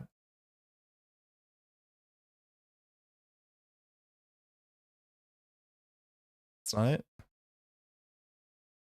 You can navigate a path through the crumbling ruins via small pockets of air. So each location is connected to each other location on the rows above and below, so not connected to the locations next to them. 13 dooms to advance, and it says forced. When your turn begins, if you are at a fully flooded location, you struggle for air. When your turn ends, if you did not enter an unflooded or partially flooded location or decrease the flood level of your current location, take 5 direct damage. So this is what I'm talking about. Any scenario that cares about diving, that's the most important thing you can do. This text we don't care about at all because our locations are always never considered fully flooded, so we never have to worry about this. Again, this is just so bad. This text is basically originating from Innsmouth, where flood tokens originally showed up, and this text is just being reused wholesale. So that's something you're probably familiar with if you played Innsmouth. Our act is Descend into the Abyss. Mind you, 13 Doom is all we have. This is just a 13 turn scenario because there's only 1 act, if I'm not mistaken. Oh, this is not right. That was last time. So this is our act. A softly pulsing light at the base of ancient foundation beckons you to the seafloor. You must proceed carefully. As the fast action, you can spend a clue to decrease your location's flood level. So clues matter at a minimum. Luckily, it's just 1 clue for 1 flood level. And there probably will be downsides of being a fully flooded locations, but for card effects, we're never at a fully flooded location. Again, the diving suit is so absurdly good in a scenario where you have to dive. Objective, make your way to the sea floor. If each surviving investigator is at Obsidian Foundation's advance, and we know definitionally one of these three locations at the bottom is the Obsidian Foundation, so we have to go all the way down there. Now, the text of all these locations is the same, but they have text that we have to care about. All the treacherous paths say you cannot enter treacherous paths if there are clues on your location. This is such frightening text, especially if you go the other way, because you start where it's fully flooded and you have to go to where there's air. And if you cannot get out of your location on turn one, someone can drown. So you really need to be able to enter your location to be able to leave. So getting clues is going to be so important, because if we can't get our clues, we can't enter. And that obviously traps us for enemies, for flood, for a lot of problems. Luckily, our diving suit will solve all of that. Imagine having Olivier and Ruby in a deck, so much movement. I know, it's so good. And again, now unfortunately we have Andy Van Nortwick. We start here at the Western Wall.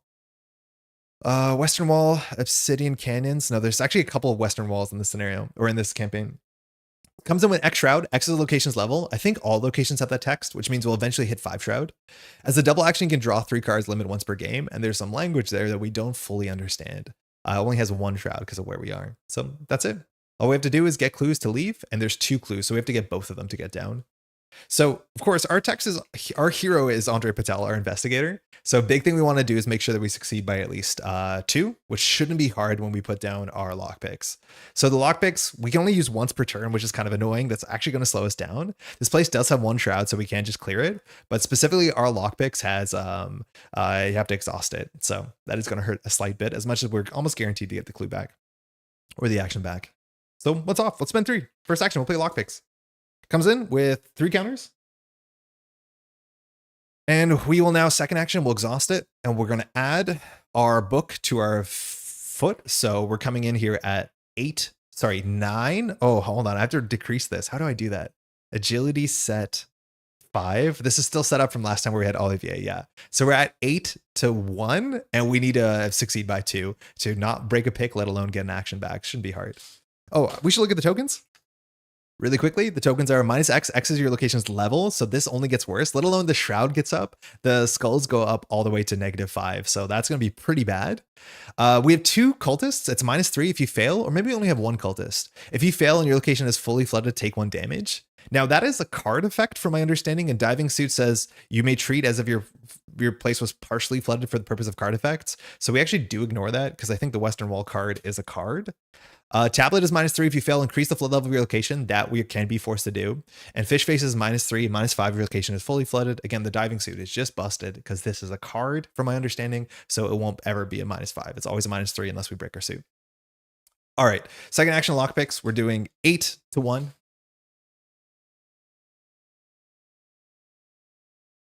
That's -3. So we have 5 to 1. So we succeed by 2.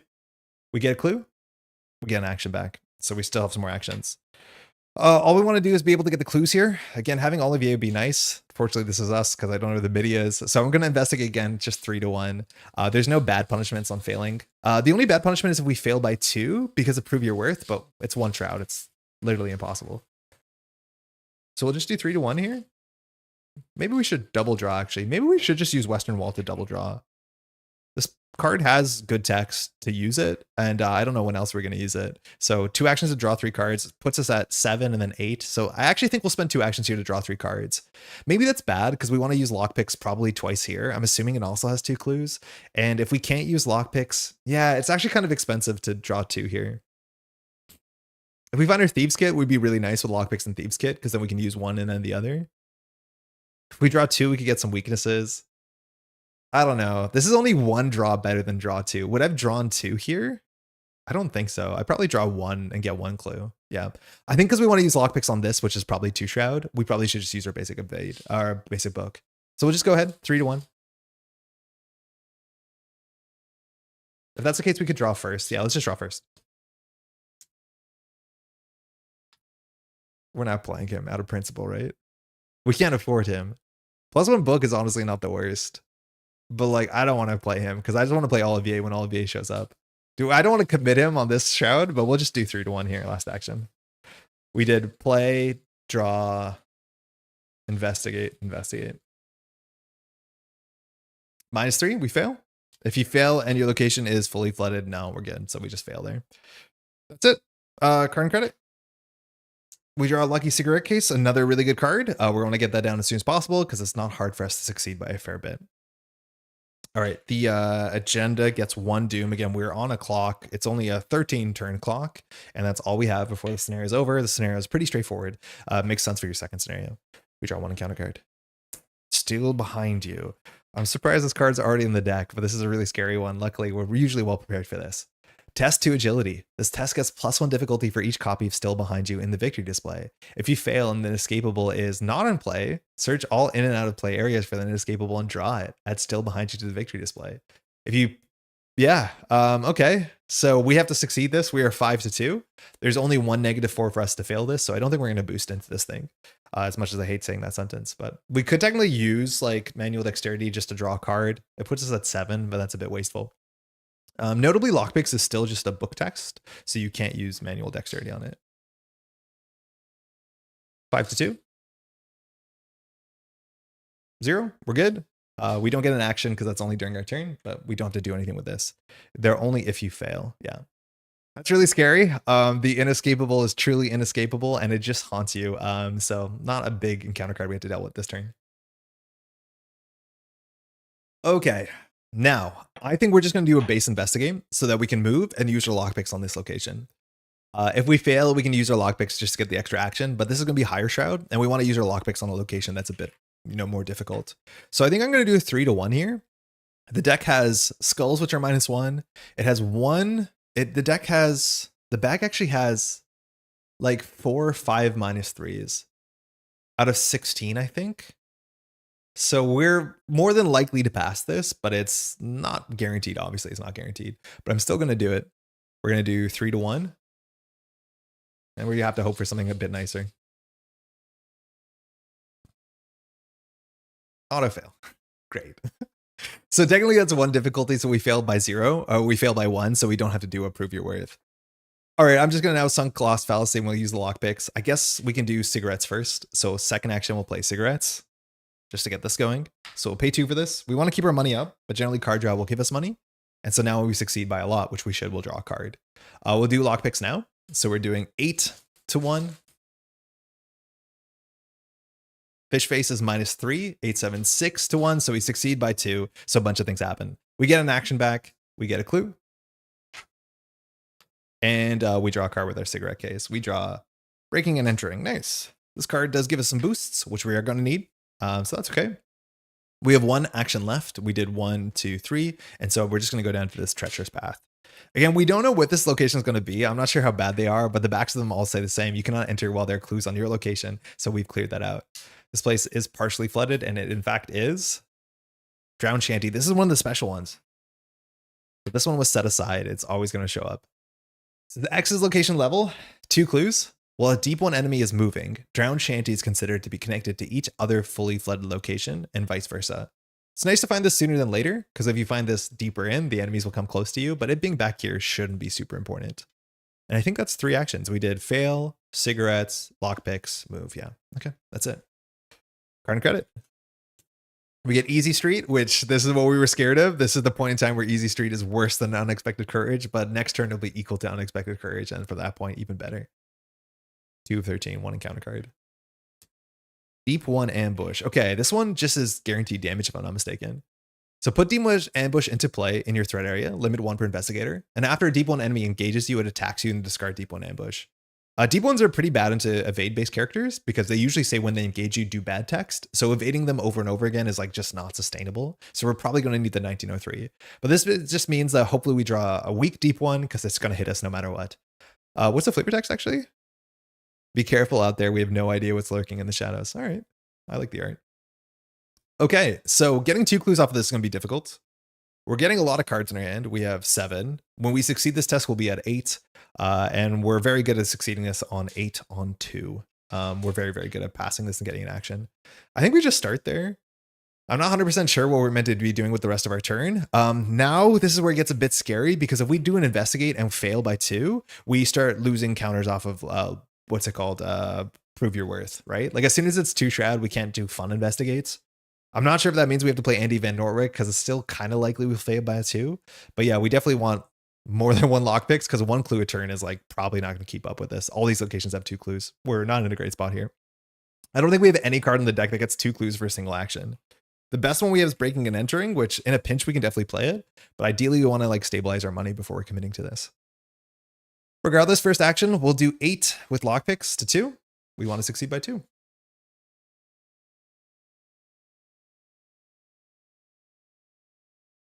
-1, good. So we'll get a clue. We'll get an action back, so we still have 3 actions, and we'll draw with our cigarettes. We get know the scene. Okay, this is the one that we want to use on Shroud, because this is the one for investigating or parlaying. It's only going to get harder when it comes to the Shrouds, so like, that is what it is. But like, I actually feel pretty bad here that I don't know what to do. We have too many cards in hand. We have no resources if we want to play our cards. Like, we could play breaking and entering, but that's kind of it. But failing this actually does suck. Like, we really need to find our second lockpicks. Yeah, I don't know. I don't know if we're going to be able to explore every location here. I'm feeling the pinch of not having the highest. The thing is, like, if we didn't have Prove Your Worth, or if we didn't care about Prove Your Worth, I would just probably like take these tests anyways. So maybe we should just ignore it, because I don't think we can play the whole scenario ignoring this. The issue is we're only 3 to 2, and in terms of the bag, Skull are -1. We have 3 -1s. I think 2 zeros, a +1, and Elder Sign. So it's like it's a 50% chance that we'll succeed, if I'm not mistaken. We fail on the 2 -2s, the -3, the -4. 2 -2s, the -3, the -4. We fail on the 2 skulls, the cultist, the tablet, the fish face, the auto fail. So we fail, I think, on 10 on 16. Wait, is it actually that bad? Is it that bad? Because we passed on 1, 0, 0, -1, -1. Maybe there's a third -1. Elder Sign. Yeah, I think there's 17 tokens. So that's not good. We pass on like 40% of the time. Feels bad. Maybe we just commit Andy Van Nortwick. Maybe we just take credits here. I don't know if this is the point where we play Know the Scene. Maybe we should, just because we're wasting time. I could see that being the case. Yeah, I could see that being the case. And we're going to discard cards anyways, so we'll know the scene. So we'll just investigate. We're 6 to 2. This is action 2 of 4. 0? Nice, that's what we wanted, so we get the second clue. All right. So now we can leave. The question is, which way do we go? Now, our clues are technically useless. It's worth shouting out that you can use the clues on the act, specifically if you want to like lower the flood level. That might matter. Maybe some locations matter, but we're just getting these clues. We don't have to spend them. At this point, it's 50-50 where we go. We have 2 actions left. We definitely want to move. So I'm going to say going up is 1, 2, 3. Bottom is 4, 5, 6. We'll just roll a die. So 1, 2, 3. We go to the top. All these have the same back. Welcome to Treacherous Path, Slick Steps. Let's see how I stored these slick steps. There's a whole bunch of these. I'm assuming this is evade based. Exit location Shroud only has 1 clue. That's sick. We really like that. So they're not all 2. That's great. After you enter this path from location above it, take 1 damage. If you enter from below it, take 1 horror. Interesting.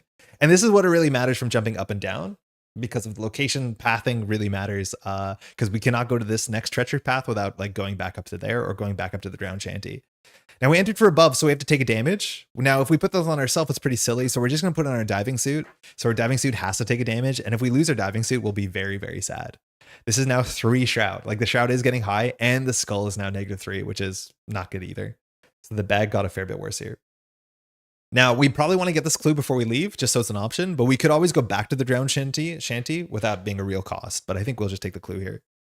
Last action, I think we just take a resource. Not much else we want to do here. And then we'll pass. Upkeep, card and credit. We get right under their noses. This is a free clue, technically a fast clue, as long as we can evade something, which that should show up sooner than later. Discover 1 clue to your location, play after you successfully evade. If you succeed by 2 or more, 1 clue to connecting location. That actually will be a fun thing to play around. All right. Goes to 3. Draw and counter card. Look out. Revelation test 3 willpower. If you fail, place look out and play in your threat area. The first time you enter a flooded location each round, take a horror. At the end of your turn, test 3 agility. If you succeed, discard lookout. Okay, we have some interesting decisions here. So this turn, we'll probably take 1 horror from this, and then 3 evade means we'll probably get rid of this, no problem. So that's interesting. Obviously, if we fail this, we're 2 to 3 on willpower. So if we fail this, we're going to lose a counter off Prove Your Worth, which like that's just not a fun thing to be able to struggle against. But I don't know if we want to be boosting into this, because this functionally just says take 1 horror and spend no actions, which is like pretty soft for an encounter card. The thing that we could commit to this is Know the Line. Know the Line gives us up to 5 willpower, which is like still not guaranteed because 3 is expected value at depth threat. 3, I'm pretty sure. Hey Joel, is this going to be the normal time slot for the diner? I mean, it's looking like it, but I can't commit to it yet. But it is looking like it because there's Monday's Arkham in person play. Thursday obviously is Netrunner. It's like the time slot that makes most sense. How you been? Interesting. I think we're just gonna try and hopefully not fail this by just passing. That's usually the strategy anyways. It is just one horror. Hopefully that's not that bad. We'll do 2 to 3. -2, we fail. So this goes into our play area. And so now the first time you enter a flooded location. So if we actually did take this and spend a clue to empty this, we would have saved a horror. But then if we moved into here, it wouldn't be the case. So that's fine. At our end of our turn, we're going to get rid of this if we can pass an evade check, and we probably should because that's really important. Again, we're really efficient. Every turn we're taking 4 actions and we're drawing a free card. So we're kind of taking like a 5 action turn, which is really quite nice. Ideally, we're drawing to Olivier because Olivier is just so absurdly good for a bunch of reasons, but that's it for us. Now, this treacherous path. This one, the text is annoying, but I definitely want to get the clue off of it. Actually, maybe we don't, because I don't. Oh, wait, no. Yeah, if we want to move down from it, we want to get the clue off of it. Now, in terms of these 5 locations, 6 locations, 3 of them are interesting cards. So those will be cards that care about glyphs. And I don't think I showed this yet, but I created this technology for the glyphs. There are 26 glyphs when it comes to this campaign. And so far, we've only translated one, the depths glyph. Now, why does that matter? Well, I honestly don't 100% know. I think there's a secret scenario if you can get all 26 of them. I've never done it. The closest I've come is to 25. Did you fail by 2? I did fail by 2. Good catch. I knew we were going to mess that up. Yeah. So thank you. Prove your worth goes down 1. But whenever we translate these, we'll just write them in here. That is depth. That's the only one we know. So like you're heavily incentivized to like explore every corner in this scenario. And this is an easier one to do it. If you go east, it's so hard to get all the glyphs, which that'll be a problem for us later for sure. Okay, so there's a chance that we'll just go up like that. Otherwise, we can go down, up. The thing is, this is you cannot enter this if there are clues in your location. So if we go down here, and it will have 4 shroud. If we can't empty it, we can't go up to the treacherous path. So it technically wastes an action, but we could consider going down first. I think we're going to go down first because we want to see all the down locations. It makes more sense to go like down, then up, and then down again, then down, then up, then down, then up, then down, right? Like going up actually costs a fair bit more. So we'll try and empty this and then go to one of these 3. So that's the case. This is 3 shroud. We'll just use our lockpicks. We're at 8 to 3. If we pull in -4, we don't succeed by 2. We want to succeed by 2 because lockpicks cares. So 8. We won't boost this, I don't think. Good. Been building all the precons for Marvel Champions to keep an easier way of just grabbing the decks and playing. Oh, okay, cool. Yeah. Some of them are okay. Some of them are pretty rough. Though discovering Rogue Sorcerer Supreme does make me want to build a deck, but I could play that on TTS. Discovering Rogue Sorcerer Supreme. Oh, where you cheat Sorcerer Supreme out? I'm not sure what that means. 8 to 3. +1. Best you could ask for. So we get the clue and we get all our good triggers. So we get a clue. We get an action. We draw with Sigs. Sticky Fingers. This is the only one of in our deck. It was actually really impressive last scenario. Gave us a lot of money, but I don't want to play it now. We haven't seen an enemy yet, and there's fewer enemies in this scenario than normally should be with season 1, so that's okay. Okay. Now we do have too many cards in our hand, so that's always a problem. We could play Breaking Entering in a pinch if we want to. It's better if you evade somebody with it. That's just what it does. We also have the option to spend a clue to remove the flood level from this location.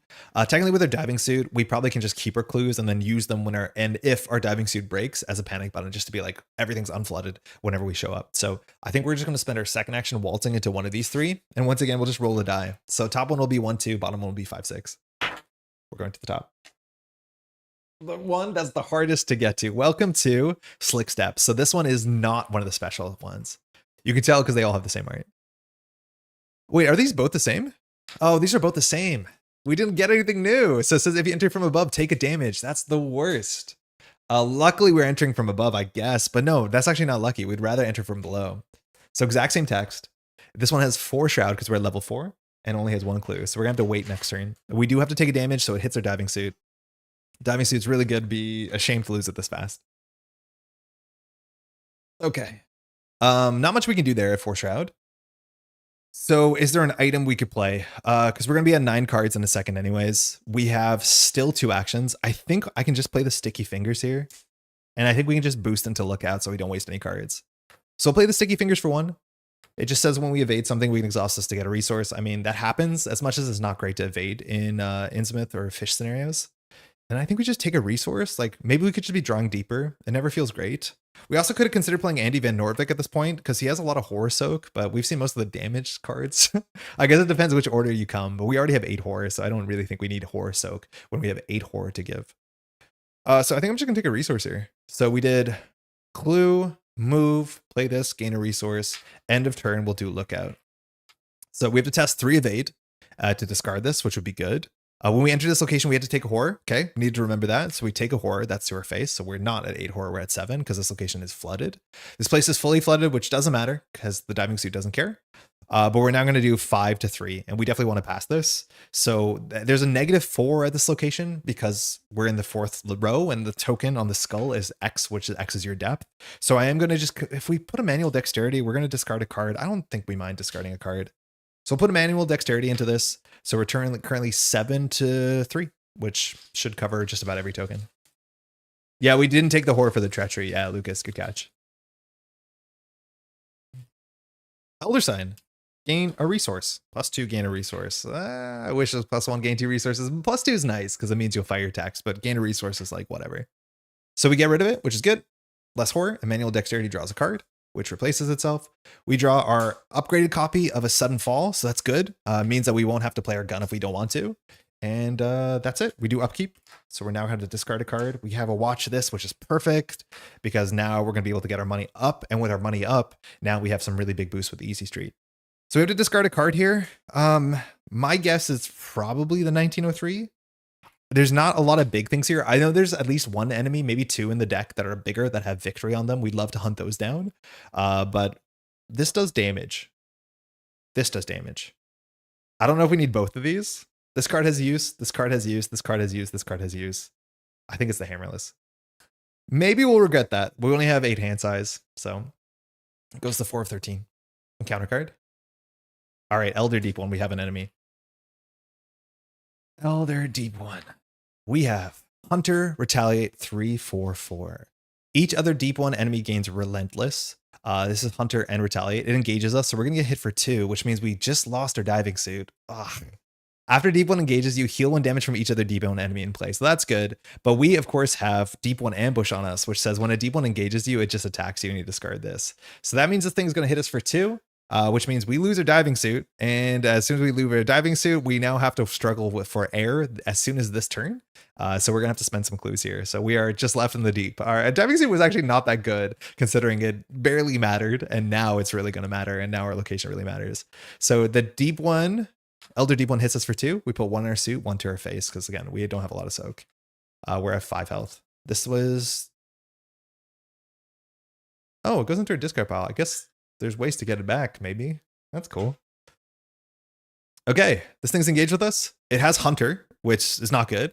It also doesn't have Relentless. It says each other Deep One enemy gains Relentless. So if we want to deal with this Deep One, that means the other ones won't have Relentless, and that's important. I think most of the Deep Ones do have Hunter on them. I'd be surprised if some don't. Maybe some other like fish-like creatures don't. But Relentless means that during the enemy phase, so not when this one would have hit us right now, they hit you twice. 3/4/4 is pretty big, and on Sudden Fall doesn't do enough damage. Yeah. Breaking and entering time? Yeah, it's probably breaking and entering time. It's High Shroud. It evades at the same time. This evades at the same, or sorry, does the same amount of boost as we do with our lockpicks. I did look into it, and this was brought up in the last stream, and I can confirm from the Grimoire. This card says you may automatically evade an enemy. Sticky Finger says after you successfully evade an enemy. It is notable, as much as it's a total shame, that automatically evading is not a successful evade. So Sticky Fingers does not trigger off of breaking and entering. It's really weird because all these cards come in the same deck and they seem like they should work, but unfortunately they don't. Doesn't mean that we won't do it, but just keep that in mind. They don't work together. It would be nice to set up a right under their noses here, but I don't think we can. Okay, so I guess we have to do it. We might actually have to Sudden Fall this thing. This is probably one of the bigger enemies we're going to see. This is always what happens when you throw out your M1903, but maybe we just take a turn here and shoot it. I don't know. I don't know if we can just stay away from this thing. Notably, the enemies have the same conditions where if we go to here, the enemy has to go like 1, 2 as well. So if we stay 2 steps ahead, we stay 2 steps ahead. And they can enter, though, locations that don't have clues. So like if it's faster for this, as much as we can control which direction they go, if it's the same distance. All right, let's do a B&E. So we'll pay 2, breaking an entry. So investigate. Add your foot. So unfortunately, we haven't found Olivier yet, which we probably should have mulliganed hard for him. So we're at 8 to the Shroud, which is 4. If you succeed by 2 or more, you may automatically evade an enemy, and this does not provoke attack of opportunities. So we're currently at 8 to 4, but we need to succeed by 2. So we want to boost this by 2 more to be guaranteed. Unfortunately, this is a book test. I was going to do watch this on this, but we can't. What about if we just evaded naturally, if that's the case? This seems like an Andy Van Nortwick commit, I'll be honest. I don't care for this guy at all, and I don't think we're going to play him. Again, this only matters in such a small case. No clues, +1 book, cost 4? Maybe that's silly because we might need all the damage mitigation we can get as much as he only has 1 health. Maybe that's a bit silly. If we're going to commit to fighting this thing, what do? We like technically want to do watch this on the fight, a sudden fall. And then like, I don't know what we're doing for our last action. Like playing the 1903 just to use the 1903 seems hard too. And notably, like we have the skulls here and the skulls are -X. Also, let's just do this before we forget, okay? Because we're definitely going to forget this and it's going to be an issue. Before we do any tests, this is really important. We're going to fast spend 2 clues to decrease our flood level. So we're going to spend 2 clues to unflood our location. The reason why we're doing that now as opposed to waiting is because it really interacts with the tokens here. It means that we don't have to play around a -5. It's just a -3. Increase your flood level on your location. That's the one that we were playing into, but I think there's no tablets in the bag. I might be wrong about that. And we also don't have to play around the not alone breathing, which is a problem at the end of the round, but we don't have to play around the cultist anymore, which is good. Yeah. So this is 2 to 4. 2 to 4. Sorry, 8 to 4. 8 to 4. I don't know. I don't know if we have to kill this thing. It's really annoying that we don't have Arcane here. Yeah, the margins in solo play. If you're on the clock, you're really on the clock. Do you think Easy Street is worth using now? No, it's only an unexpected courage. It's probably not. Like, I don't think we should, like, we don't have to hold on to this forever, but I think there's a chance Andy Van Nortwick is comparable. Also, if we don't succeed by 2, it's not the end of the world. Like, we don't get the evade. That's actually kind of bad. Not the end of the world, but it's like, yeah, that's actually pretty good. This thing has 4 evade. Getting that would be nice. I really wanted to keep Easy Street for the bottom lanes. But that being said, even these will be 4 Shroud, which is going to be kind of difficult. Do we believe in Nortwick? If we find Olivier, there's no way. I'm gonna commit Andy Nortwick. I'm gonna do the best we can. So that's now 10 to 4 Shroud. All right, Andy, you were not useful, but that's good enough. -0. So we succeed by 6, so a whole bunch of different things happen. Firstly, breaking and entering fires. So we evade this thing. It's not considered a successful evade, so we don't get any air triggers. We do get the clue, though. So now we're really incentivized to try and figure out how to use our lockpicks on a different location. So clue 1. Good. We succeeded by 2. We get an action, and we can draw with our SIGs. Out the door. Okay, that's good. That's useful. The other card we want to play is Watch This. We have enough money to do it. Out the door is a nice way to get you up to those credits fast. And it also makes the Easy Street better, which is nice because you can do them in whatever order you can commit them. Okay. I think we might just want to do... This is the issue, is I want to do a sudden fall, but if we play the sudden fall, we don't have enough resources to do a full Watch This. And I want to have a full Watch This first. We still have 3 whole actions, and I need to play Watch This before we play our Hammerless, because that's the only way we're going to defeat this thing. In fact, there's a chance that we don't even play a sudden fall, because all this sudden fall is doing is like, honestly, not much. It gives us a big boost. But when it comes to the big boost on the sudden fall, right? Like if we play our 1903 Hammerless and just shoot twice, like no matter what, we have to shoot once. Why don't we just shoot twice? The downside is this thing has 3 fight. We're doing 5 to 3 at a location that pulls -4 somewhat consistently. This is hard. Like we're being asked to do some tough problems pretty quickly. The other option is just run away. This thing hits for 2. If it ever hits us, we're basically cooked. We're really, really, really bad spot if it hits us for 2. I think Olivier does have 2 physical soak, if we can find him, and we have 2 copies in our deck, and we're drawing through our deck really consistently. Not 100% sure what we're meant to be doing now. If we play our Hamlish shoot, like that's technically a turn, but we are just attacking 5 to 3 twice. The other option is move to Treacherous Path, use the lockpicks. That seems fine. And then just try and stay ahead of the fish. I think we're not well suited to fight. I think we're going to stay ahead of the fish and hopefully find Arcane. Finding Arcane would be good. I'm going to run away. I'm going to do the rogue thing and I'm going to run away. We'll see if we regret this, but I'm going to run away. Unfortunately, Watch This doesn't have a book test, so we can't commit it to lockpicks. Interestingly, you can't commit out the door, and I think we will. Actually, no, this is better for evade. We're going to need it. All right, action 2 of 4, let's run up. We'll go to this Treacherous Path. The reason why we're doing this might actually have relevant text. Sunken Stairway, this was a special one, so I'm glad that we saw this. So this is Sunken Stairway. X Shroud, 2 clues.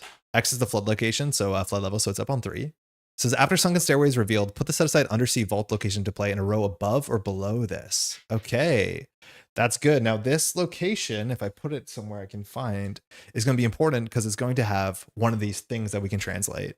So this is the undersea vault. I have no idea how I stored these in the system. I found it. So this says test X books where X is the location's level. If he's successful, flip this card and resolve its text. So if we put it down here one row below, we have to do a 4 book test. And obviously we're pretty bad at 4 book test, as much as this could be a way to use Easy Street.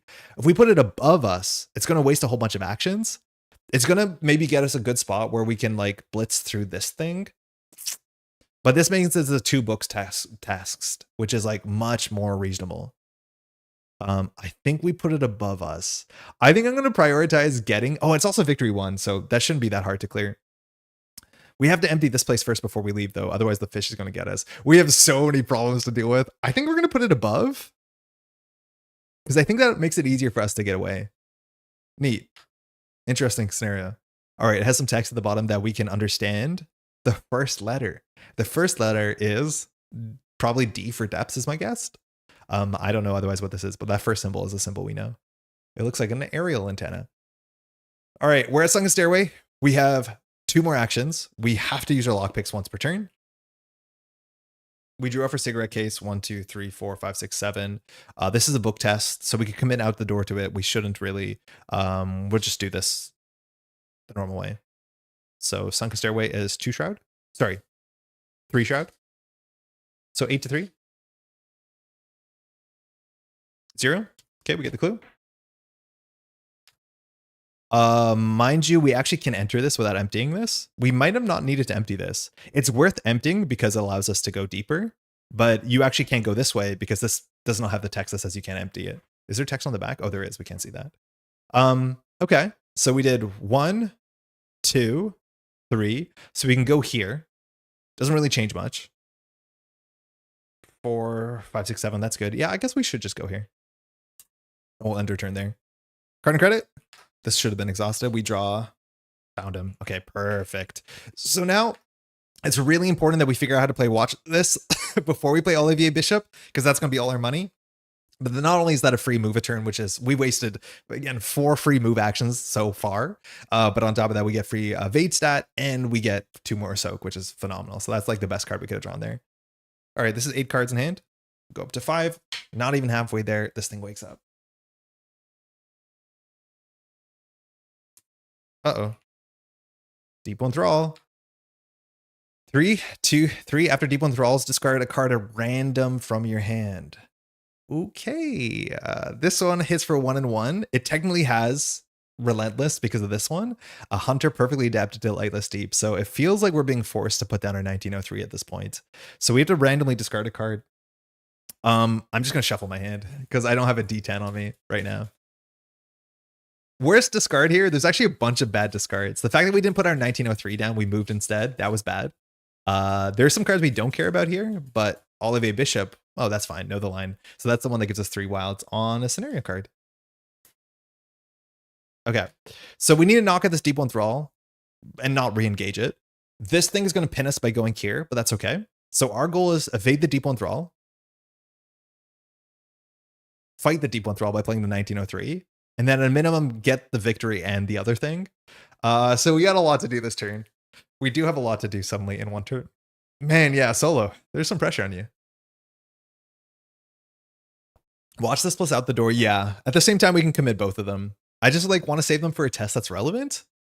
But now we have to play watch this, probably on evading the Deep One Thrall, which should be relatively safe. Mind you, the skull's only -2 at this point. And then we should get all our money and commit from that point. I'm not going to commit the both of them because then we're putting all our eggs in a single basket. We don't really want to do that. So we'll start by evading the Deep One Thrall. We have 5. We'll commit watch this, which gives us 6. There is a -4. We want to succeed by 1. Actually, no, we probably do both of them. All eggs, 1 basket. So we'll commit out the door first. So out the door says we gain 2 resources. Cool. And then we can spend those resources or we lose those resources after. So now we're going to do watch this. So we're at 5, 6, 7, 8. That should be good enough. I'm going to spend 3 resources and we're going to bet everything here. So we're 8 to 3.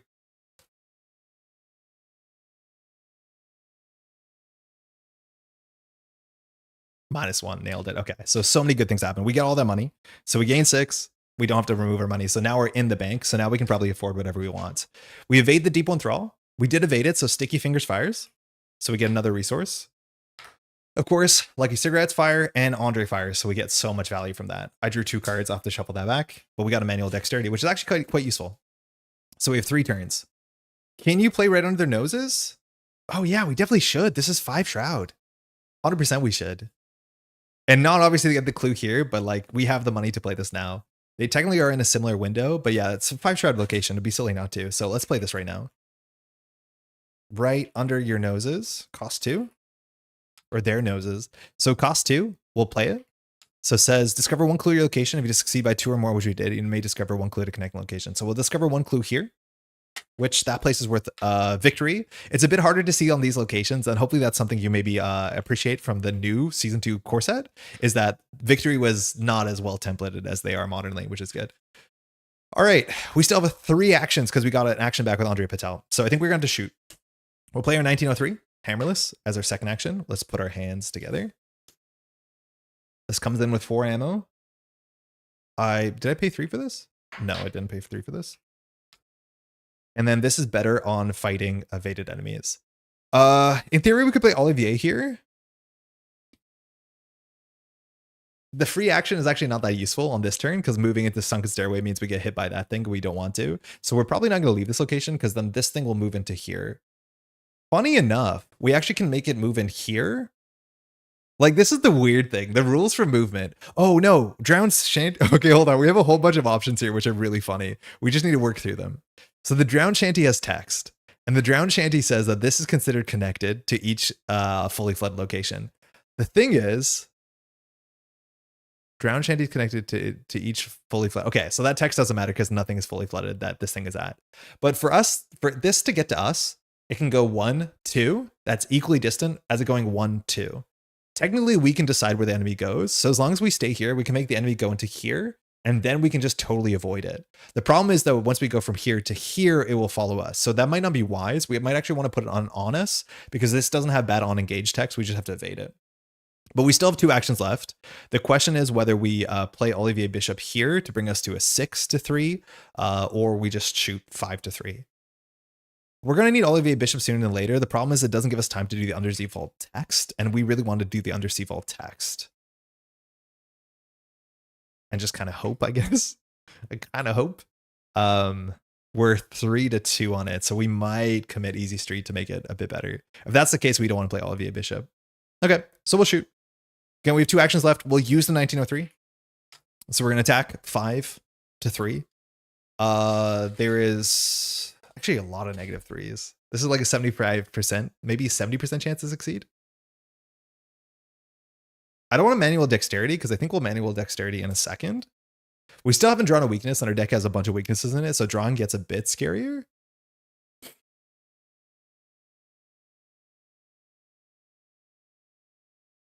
Did we just Mandex this to confirm the damage? I think we might.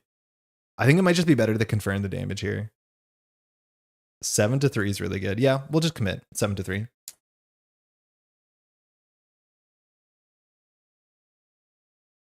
-1. Okay, we didn't need it. We draw a card.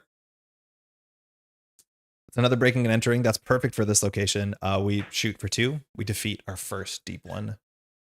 Okay, we have one more action. We could either play Olivier Bishop, which drops us low on resources, or we could go for the Undersea Vault while we have the resources with Easy Street, and we can put ourselves at a 5-2. That seems good. There's only one -4, so we'll go for the Easy Street, and we'll commit it here. So Easy Street, mind you, we have 6 resources, so it actually gives us +3, excuse me. So we're at 6-2. Yeah, that's what I said, yeah. We emptied our hand pretty fast, but that's usually what happens. +1, nailed it. So it says, after you clear this, resolve its text. Flip this card over. Okay, let's see. We have this text, the Undersea Vault. You press 3 small hidden nodes inset into the vault door, and it slides open with a satisfying hiss. Inside is a desiccated corpse of an alien creature, its octopoid face and leathery wings reduced to dust. It holds an obsidian slate in one bony hand. You identify it as a kind of city map, likely of Rillier itself. You discover this glyph. In your campaign log, record that this glyph means city. This glyph has been translated. Flip this card back over. It cannot be flipped. Okay, so luckily we have this technology that we can now do this live. So we'll translate this. It means city, so that'll add, and it adds to the bottom. The way that this is lined up, you'll find out that if you go east, you can unlock these kind of in linear order. Because we're going west, we'll probably be getting these backwards. So that is technically the bottom glyph. This scenario doesn't tell you how many glyphs or possibly you can translate in the scenario. And that's one of the frustrating things, is that if you miss one, you miss out the like secret ending. But it's still good to get as many as you want. Not only for the reason that it unlocks some of your relics that you'll get, but there are some, I think, branching endings that care about how many glyphs you've translated. But that's good. Do you think with the base season 2 box, how's it going, Corvax, and the Evergreen Investigators, could I play Dream Eater's campaign? Yeah. I don't think there's any campaign you can't play with just those cards that you have. There's no campaign that like forces you in a certain direction. And so far, from what I've seen of the season 2 Investigators and everything else, like they seem relatively like reasonable. Like they seem like they can do everything. Just keep in mind, Corvax is that when Dream Eaters came out, just like every other box when it came out, they are designed to be a fun experience with just the original core set and the box, the Dream Eaters like campaign, investigator cards. So basically they're saying that every campaign inherently can be played with a smaller card pool.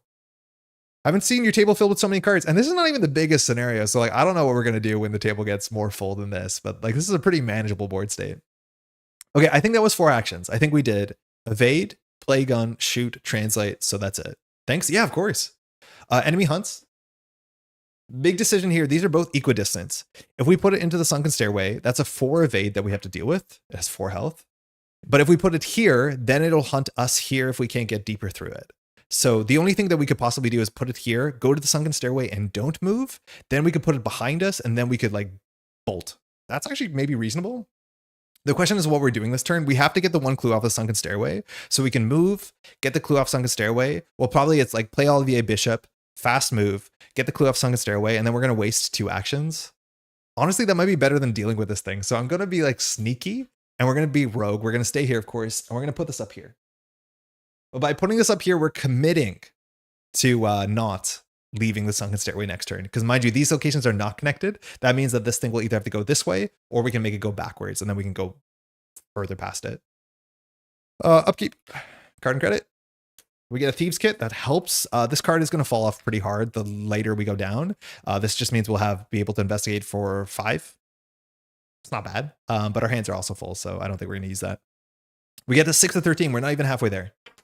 I feel under a lot of pressure, but we're not even halfway there. All we have to do, mind you, is find the Obsidian Foundations. And like we already have a 1 in 3 chance of getting there by just going to the treacherous path and going down. So like we have some time to breathe, pun intended, because of the scenario.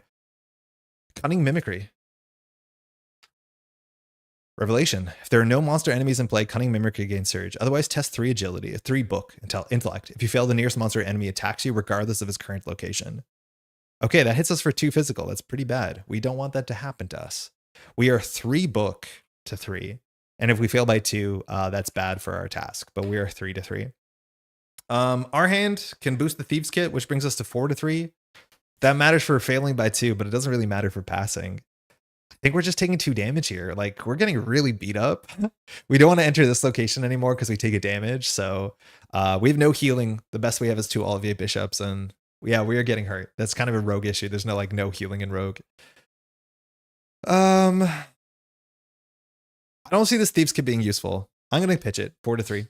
It plays around a -1. Technically, it plays around the skull too, so it's better at this location because our depth is -2. It doesn't play around the skull. This is 1, 2, 3, 4, 5. Yeah, not 0, 1. So that's doesn't really matter. This maybe means it's less likely for us to fail by 2. So we're 4-3.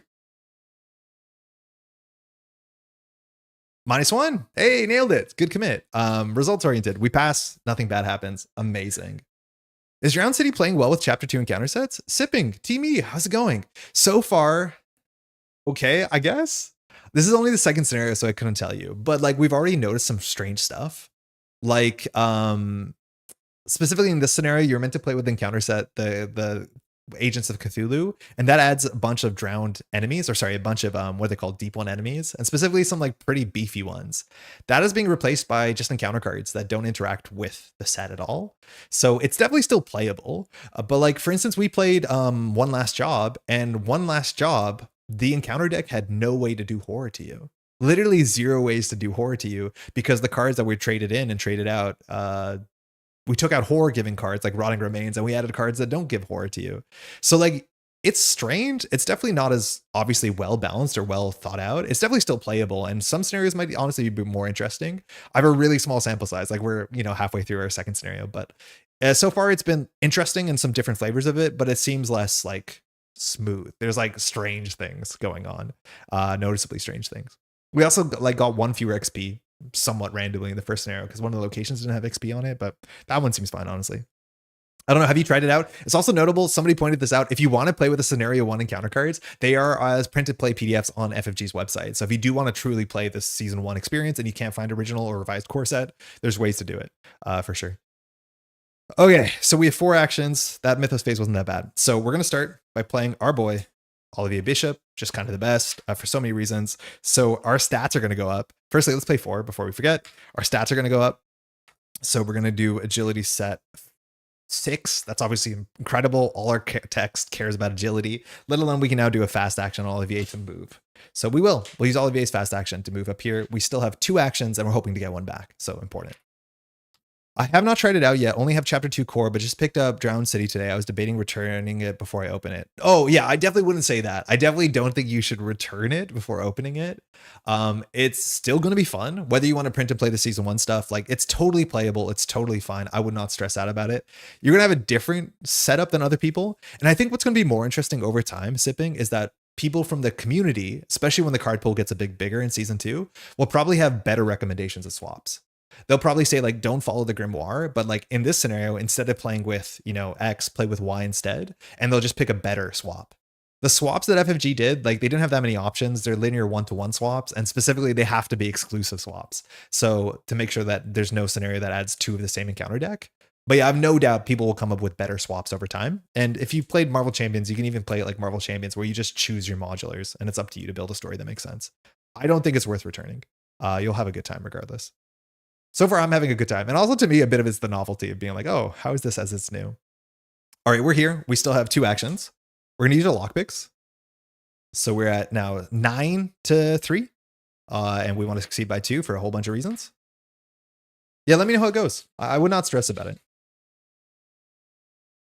This is specifically from someone who's played a lot of the season 1 version, so I can tell the difference. A lot of season 2 folks, if you're new to the game, won't be able to tell the difference. They'll be like, oh, that's Arkham. That's cool. -1, we succeed by 2. We get the last clue, so we can leave, or at least downwards leave. And then, of course, we get our cigarettes and we get an action. Prestidigitation. Can't say this card. This card's really going good. So it allows us to reload our hammerless if we want to. We have no items in our hand. I think you can still play this if you don't play an item just to bounce something, but I might be wrong about that. But yeah, play an item asset from your hand. So this is why you want to keep your second 1903. We did throw it into the trash. So we did 1, fast move. 2, got some back. And now we kind of have some downtime, for better for worse. Drawing here is a bit sketch. If we draw a weakness, we don't have 2 actions to remove it, which would be quite nice. But there's nothing we want to do. As soon as we go down, then this thing hits us for 2. So we're not going to do that. We're going to wait. So money is not that important. We're going to draw for 3. Okay, another Thieves Kit. So at least we have an item for prestidigitation. I said it. We could draw 1 more card here, or we could just take a resource. Resources don't really matter at this point. I think we played both copies of Easy Street, or maybe we've only seen 1. That's the only card in our deck that like really cares about money. So I'm actually just going to draw once more and hope it's not a weakness. It's another lockpicks. Perfect. All right, enemy phase. We'll send it to this one because this one technically has text where it can move a bit faster. They're equidistant, so it's up to you to make your decision. You could choose the worst decision possibly for you. I'm going to choose the one that isn't the worst for me, but it's up to you to figure out how you want to play. And then we get our upkeep. Still haven't drawn a weakness. That's scary because that means when it rains, it storms. 7 of 13. Love your stream setup. Watch both of your previous VODs. I really like how you show the cards being played. Hey, cheers. We put a lot of effort into it, and I'm glad it's appreciated. We want to make things as accessible as possible. We're learning, obviously, so we're trying to figure out what works, but really appreciate the feedback. All right, 1 encounter card. Eye of the Deep. Okay. Put this to play in your threat area. Treat each cultist and tablet, and I think we only have cultist. I might be wrong. During a skill test as we were a fish face. Specifically when it comes to the fish face, they are -3 or -5 if we're fully flooded. So things got straight worse, sometimes actually better. If our location isn't fully flooded, it is better because it's just -3 with no penalty. The other ones are penalty. So honestly, not the worst thing. Test willpower 3. If you succeed, discard Eye of the Deep. Guess he's just going to have that for the rest of the game. That's our little treat to have. Let's try and not forget this. But in terms of an encounter card, did not take us a lot of time. That's pretty good. Okay, 0th action. We're going to use Olivier and we're going to dive deeper into the labyrinth. One of these locations is a unique location. No, it's not. Actually, these are not unique locations. We don't have to go to these. Because in these 6, there are 3 unique locations. The Drowned Shanty, the Sunken Stairway, and the Undersea Vault. No, that's not true, because the Sunken Stairway spawned the Undersea Vault. So one of these is a 50-50. This is a really important 50-50, because if we find one of these, I think we are not incentivized to go to the other one, because the other one probably just has bad text on it. But one of these is unique, so it might have a glyph or something to translate. So 50-50 here, we're going to roll the die. 1, 2, 3, 4, 5, 6. Or chat, if you want to say up or down, I'll just wait for 10 seconds for chat delay, and we can either go up or down. First 1.5 votes will make a count. But yeah, this is a really important 50-50 because we know one of these matters and then one of these 3 is the exit. And that seems good. Again, we have all these clues as well to be able to just like decrease depth. That hasn't been a real big deal. So we should be good. Up or down kindly.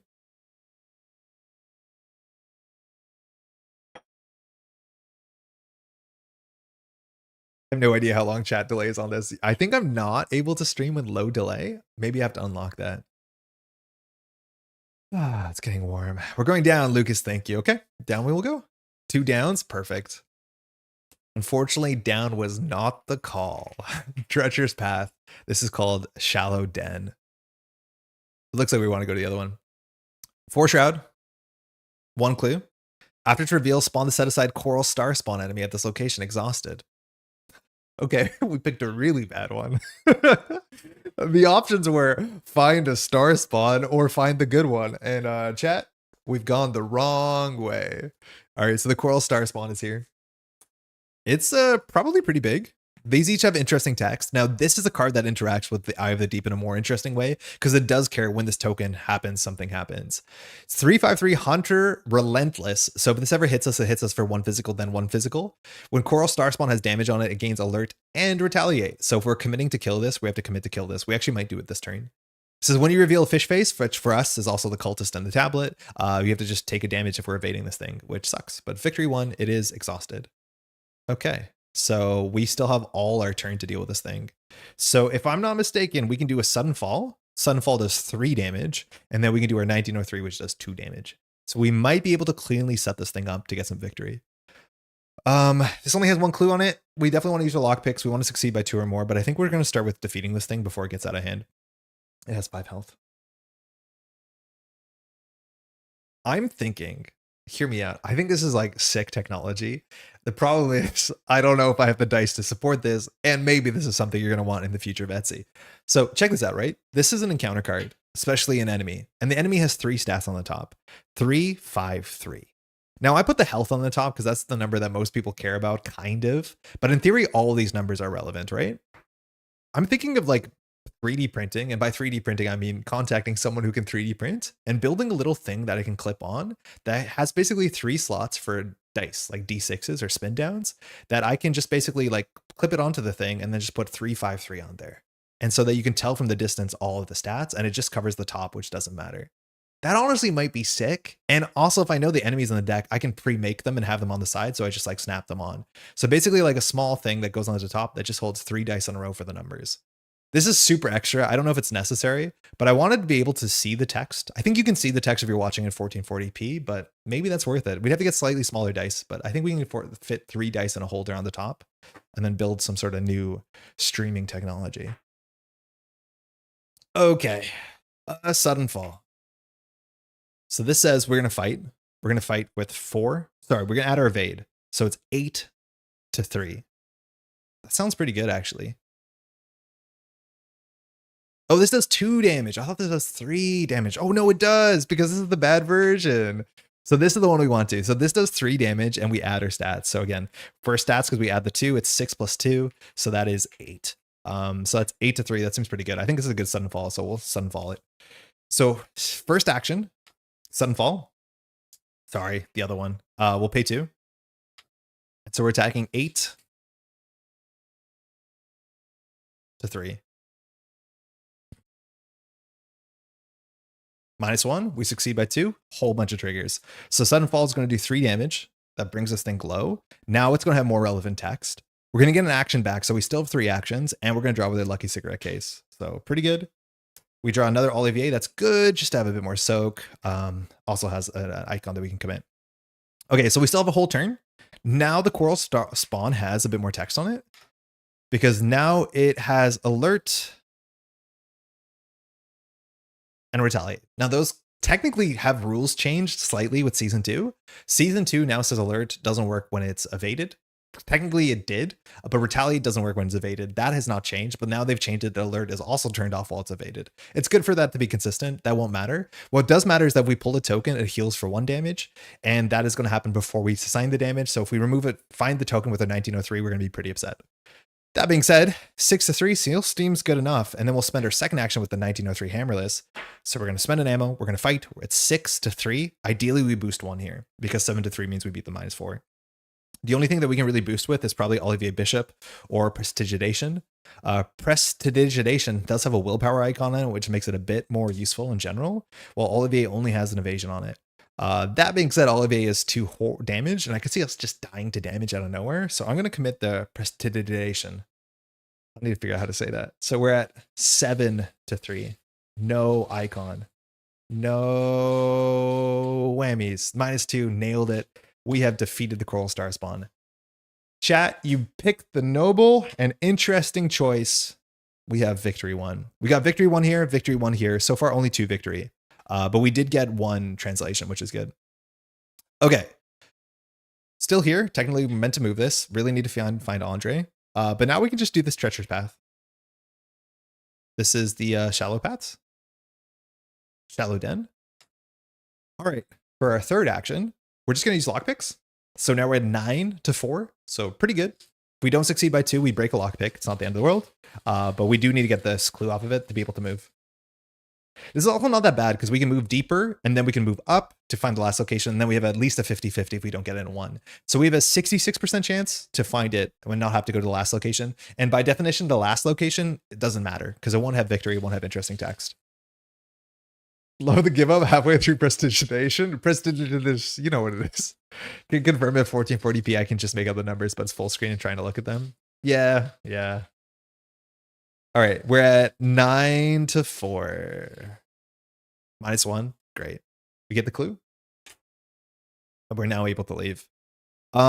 I should have spent the clues to empty this before we did any of those tests in like immediate hindsight. So I'm just going to do that anyways right now. We're going to spend 2 clues because definitely before we did any of those important tests, I should have spent 2 just because this plays around the act and agenda. It plays around the token decks having the -5 I think we have fish face in the bag. So I should have spent the 2 clues. I'm just going to do it now, but I should have done that before any of those tests. We didn't get punished, luckily, but that is a fast action again on the act. Spend a clue to lower the flood level. Should have done that before doing anything. That was strict wrong. All right, fast move. Push the thing somehow. Shoot the thing. Get the clue.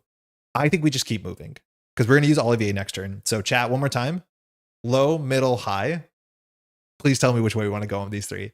1 in 3 chance we find the exit, and we could technically maybe resign on the spot. But even if we find it, we're going to duck back up to this treacherous path. We might have to wait a turn because ideally we're trying to just like kite this thing. Because if it goes here and then we go into there, it can go straight into our spot. So ideally we're going to wait one more turn and then go the other way. All right, 2 for middle. Okay, lock it in. You nailed it. Yo, sick. Obsidian, you nailed it. Not this, but it's another one. Hold on. Obsidian Foundations. Yo, 3 for mid. Y'all are totally right. 5 shrouds, 2 clues, X's location level, test 3 book. If you succeed, draw the set aside seafloor Frieze treachery. It has a symbol on it, which we hope to translate, and that one is set aside. So sick, nailed it. 5 shrouds hard. Lockpicks don't care. That's our turn. We're here. No punishment for entering or leaving this, which is good because we have a safe hideout spot. All right, L the deep one goes for a walk. Card and credit. Silver tongue, maybe. Maybe we get this. This is the one that spends money to be able to boost. Our money hasn't been that good. I don't know why that is. We have one more watch this, and we have our good out the door. So that's like 7 more resources in our deck. But our deck is really thin, and our deck has 2 weaknesses in it. And one of them is take horror, which is fine if we fail tests. The other one is what's the other weakness we have? I think they're both fail test related. Yeah. It's like, yeah, one's fail test, draw, and counter card. Okay. 8 of 13, so not that many turns left. We might be pinned down here, so we might just get the clues, but the clues don't really matter. Technically, there's a fast window if we find an encounter test. If we're doing a skill test, we'll be able to remove that shroud before anything bad happens. We haven't been worried about breathing because we have so many clues that breathing is easy. All right, another deep one. Raw. So we have to discard a card, right? So discard a card at random. We have 6 cards, so we can just roll a die. So this is good to draw this on this turn because our turn has some downtime here. So we're going to discard a card, 1 on left. We discard Silver Tongue. Okay, no choices. Don't consider that. It's gone. Okay, so first thing we're going to do, fast on our turn. Once again, using the power of the act, we're going to spend 2 clues just to lower that shroud so we don't have to worry about the -5s. Especially because we're very good at pulling the fish face. We really should have got rid of this sooner because, of course, Eye of the Deep makes a lot of the counters way worse for us. Did I do the bad thing? Wait, did I do the bad thing? Did I have a card expanded? No, I did do the bad thing. Okay, I think it's fine. Yeah, it's fine. Anyways, with Eye of the Deep, it's more likely to draw the token that is -5 if we're flooded. And now it's just a -3. And so we're actually better because we don't have to play around a bunch of those icons. Okay, we want to stay here because then we can send this thing down and then we can go to the middle and we can dodge it. That's fun. We are currently 6 of 8 to 3 of 8 on the deep one thrall. So 6 to 3 is like, okay. Skull is obviously -5. We could do a breaking and entering here. We could. Our money is tight. We want to always have 3 resources. So if we top deck either Easy Street or Watch This, we're kind of prepared for it. We still have, again, 1 out the door. But this, like, is 5 shroud. Yeah, we probably do just do a breaking entering here. Oh, wait, no, it's 5 shroud. No, this is still good. Yeah, we'll breaking and entering, I think. So we'll play for 2. First action. So investigate, add your book to your foot. So we're currently at 9 to 5. We want to boost 1 more. Oh, we want to succeed by 2. Actually, is this good? What is this doing that our lockpicks and just basic evade isn't doing? No, we should just basic evade. Forget this. We'll gain the 2 back. Hey, Andy, just hopped in to check things out and say the board looks wild and I have no idea what's going on. So we are descending underwater to find the Obsidian Foundations. Hold on, wait. If I'm not mistaken, acts are forced, right? Make your way to the seafloor if each surviving investigator's Obsidian Foundation to advance. We have to advance? Or is this a card that they've eroded? Because unless an objective asks you or says you may advance, this forces you to advance when you enter here. Yeah, there's an errata, right? I remember there being erratas, so I think this says you can advance. Yeah, so this says you may advance. Okay. So the way that's printed, technically you have to advance, so we can't go more exploring, but they errated it to be you may advance. That makes a lot of sense. Yeah, that's a good little sanity check there. Okay, I think we just evade this thing 6-3. I think nothing special. We just evade the deep one thrall 6-3, and then hope that we don't draw something terrible. And terrible is not even that bad. Because even if we pull the skull, we don't fail by 2. I won't commit any cards. -1, 5-3. That's the best we could ask for. We evade the deep one thrall. We get an action back, so we still have 3 actions. We draw with cigarettes. We draw. Of course, these were going to come up. So we're really averse to failing. Weight of the World says, put into play in your threat area. This is our André Patel's unique weakness. When you fail a skill test while Weight of the World's in play, take a horror and shuffle it back into your deck. It's not great to draw this when your deck is this thin, because then the chance of you redrawing it over and over again is bad. That being said, we have 7 horror, as much as Olivier doesn't really help in that case. We also get a resource because of Sticky Fingers, which we want that. Okay. Funny enough, the Deep One Thrall isn't a hunter, so we don't actually care about this thing. It has Relentless, but it's not a hunter, so we might not actually have to shoot this with the Hammerless. Because if we leave and then come back, the objective on the act isn't at the end of the round. We can just advance whenever we want. So I think all we need to do is go to the Treacherous Path in a turn and then come back. That being said, because of this thing that we've been running away from, I honestly don't think we're going to go into here right away. We could like pop in and pop out with Olivier. But no, if this thing has clues, we can't leave. Oh no, we can leave because the text is on the back. Yeah, we can just pop in and see what it's like. We can pop in there and see if it's good. And I think we should. So I think we're going to use Olivier this turn and just pop into the location. Because once we flip this location, it's text that says you can't leave. That is only on the, it's not you can't leave, it's you cannot enter. So we can just go into there and go into there. So that seems fine. Okay, so fast action, we'll use Olivier. And we'll bounce back into this Treacherous Path. This one, I believe, is a narrative one. It's not. What? Wait, what? Did I do this wrong? Oh, I forgot there's a test on this too. Why did I go in here? Wait, why did we go up here? Is there only 2 good things? What did we shuffle in? It was shuffle 2 into 5. Oh, I just mathed this wrong.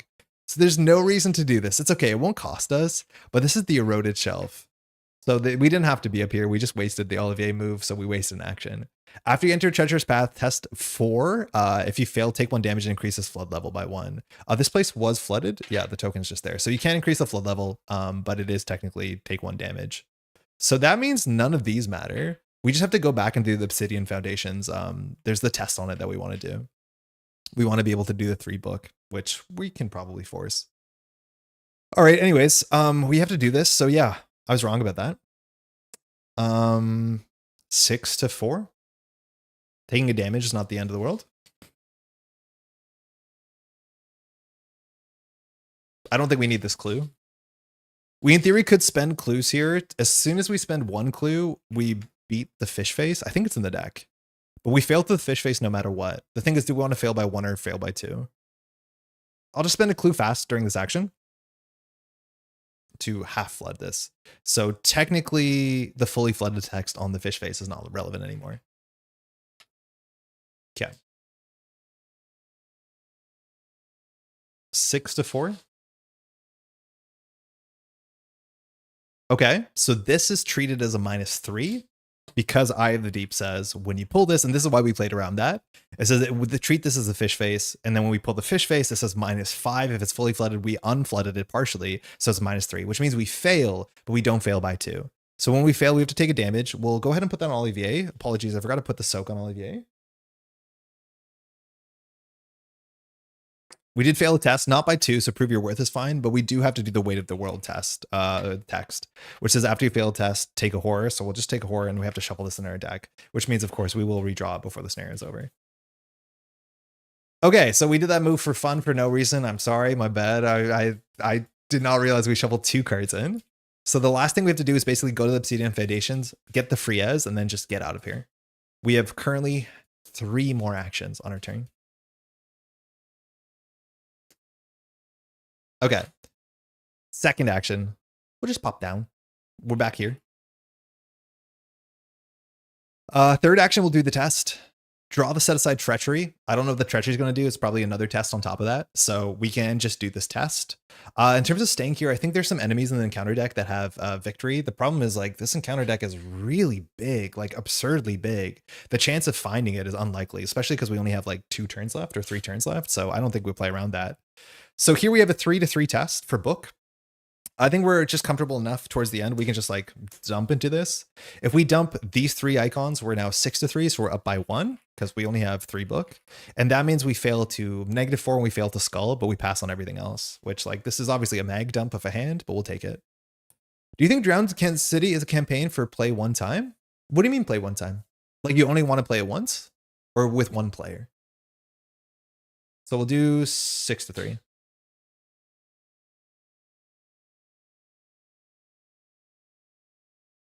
Skull is -5. So we go down to 1-3. We fail by 2. Oof. That means we lose to Prove Your Worth. And we fail the test. This is going to be a hard location to crack. I don't know what to do about that. 3-3 is just really difficult. We succeed on not much of the deck. We have 1 action left here. I think we're just going to use the hammerless because if this thing re-engages us, we could technically just leave right now. But like this is the really unfortunate thing about this scenario or this campaign is if we leave without clearing this, we just cannot get the best ending. Obviously, we are striving for the best ending, but we're definitely not at the point where we're required to give up on the best ending. So let's not.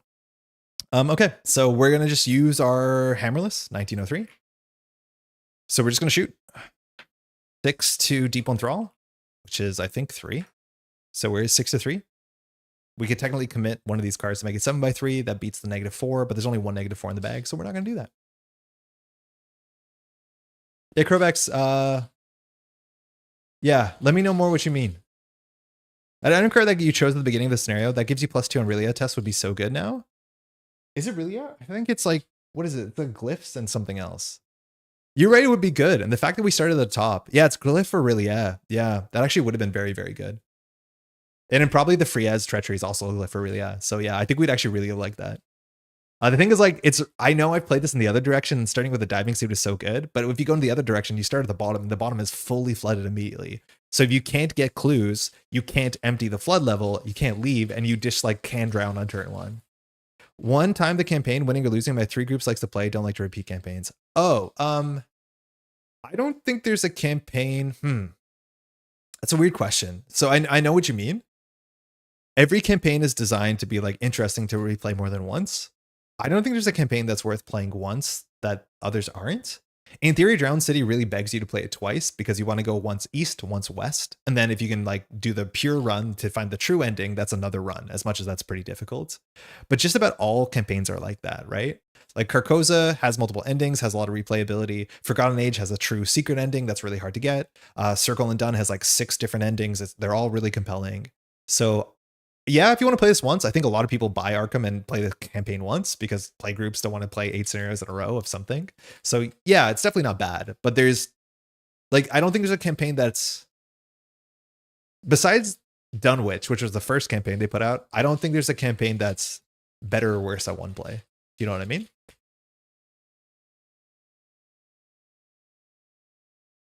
Six to 3.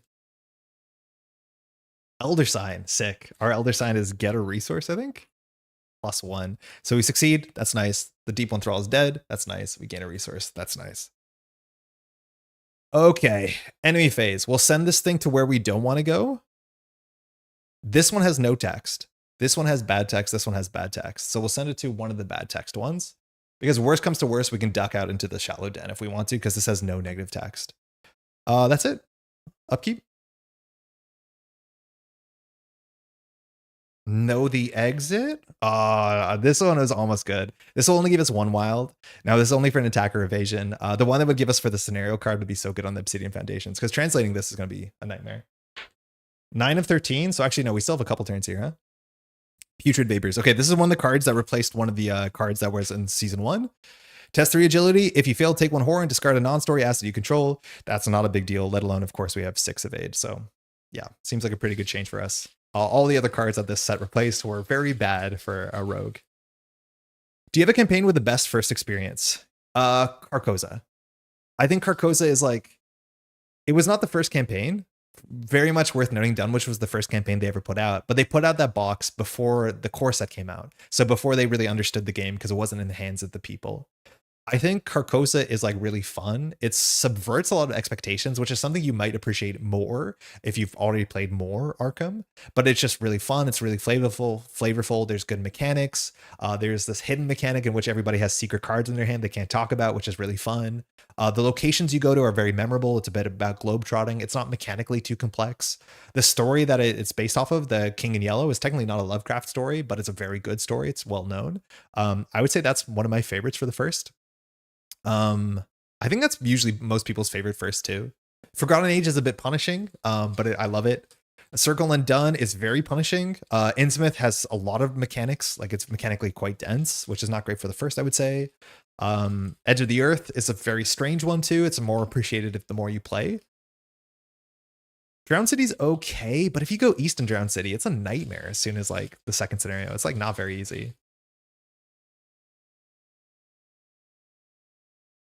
Hemlock Vale is also not bad as a first one. I think Hemlock Vale is also pretty slick as the first one. But Hemlock Vale also, like, I would say demands replay. 6-3. -1. Succeed by 2. We can get our cigarettes here. Might as well. I think might as well is correct, right? Now, we only get our action during our turn, but this we can use whenever. Polished Cane. Nice. Love this card. Unfortunately, we're getting it here. So all we need to do is leave. We could leave whenever we want. Of course, we're not leaving until we get this Frieze. The problem with the Frieze is how do you pronounce it, let alone how do you get it? This is the Obsidian Foundations. We need to do a 3-book test. And of course, this is with a 5-shrouded location. So the skull is -5. On average, we need to play around a -3. The issue is we're 3-3. The best we could possibly get our book up is to 4. I have no other way to increase our book stat. If we keep failing this, Prove Your Worth loses counters, and I don't want to not get this. Let me quickly check my deck. I will shuffle. How many cards could possibly boost for drawing? Out the Door could give us 1. Watch This is useless. Easy Street can give us +3 wild. We have 2 weaknesses in here. We would have drawn 1, and we have a right under their noses, which helps. With my friends is only 1 time each campaign, but I like to play solo.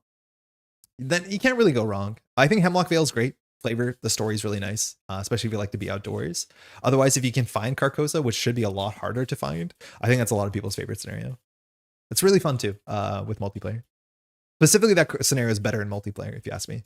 So if you're playing with 4, Carcosa has some really good multiplayer only mechanics, or multiplayer mostly mechanics. Like, how do we do this?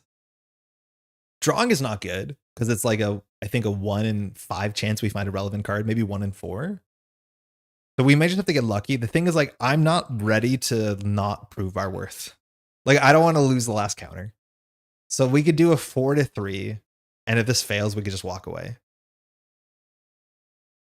That might be the best we have. Then counter deck is not worth staying around, and I don't think these are victory locations. I could be wrong, but I don't think they're victory locations. Are they victory locations? There's not a lot of victory here. Kind of want to peek. We can't, right? We can't. Legally, we can't. Cards that are set aside out of play? Yeah, just the Frieze. Which even doing that probably has some more tests on it. What's your experience with Scarlet Keys? It's my least favorite box. I'm not going to do a Scarlet Keys tangent here. For a lot of people, it's their least favorite box. It's also my least favorite box. I'm excited to replay it. We'll probably do it on the channel at some point, but it's a really weird box because it's an open world campaign. And some people really like that idea. I like structured stuff because Scarlet Keys gives you the ability to tell a really uneven and a really bad story because it's a map and you choose where to go on the map. And some locations don't have scenarios. Some locations just have a bunch of reading. And so like I have played nights where I sit down with my friend group and we read for an hour and 10 minutes and then we have to go home. Like we don't even play the game. Some of that's up to you. Like you can plan a route, but it is an open world game with none of the benefits of a branching out open world where your choices really interact with the world as a whole. There's just this time mechanic that passes and that's kind of it. It promises a lot and doesn't deliver the open world experience. Hey, Gareth, where'd you get these dice? Burger tokens. These are all their spin down dice. These are the XLs. They're trying to restock sometime soon. They're really nice. Welcome. Such a rogue move. If we fail, we get out. What do you want me to stay around for no reason? But yeah, you're totally right. If we fail, we leave. It's that simple. I don't want to not translate the thing on scenario 2. It's going to feel so bad. All right, we try this. Know the exit. We're doing it. 4-3.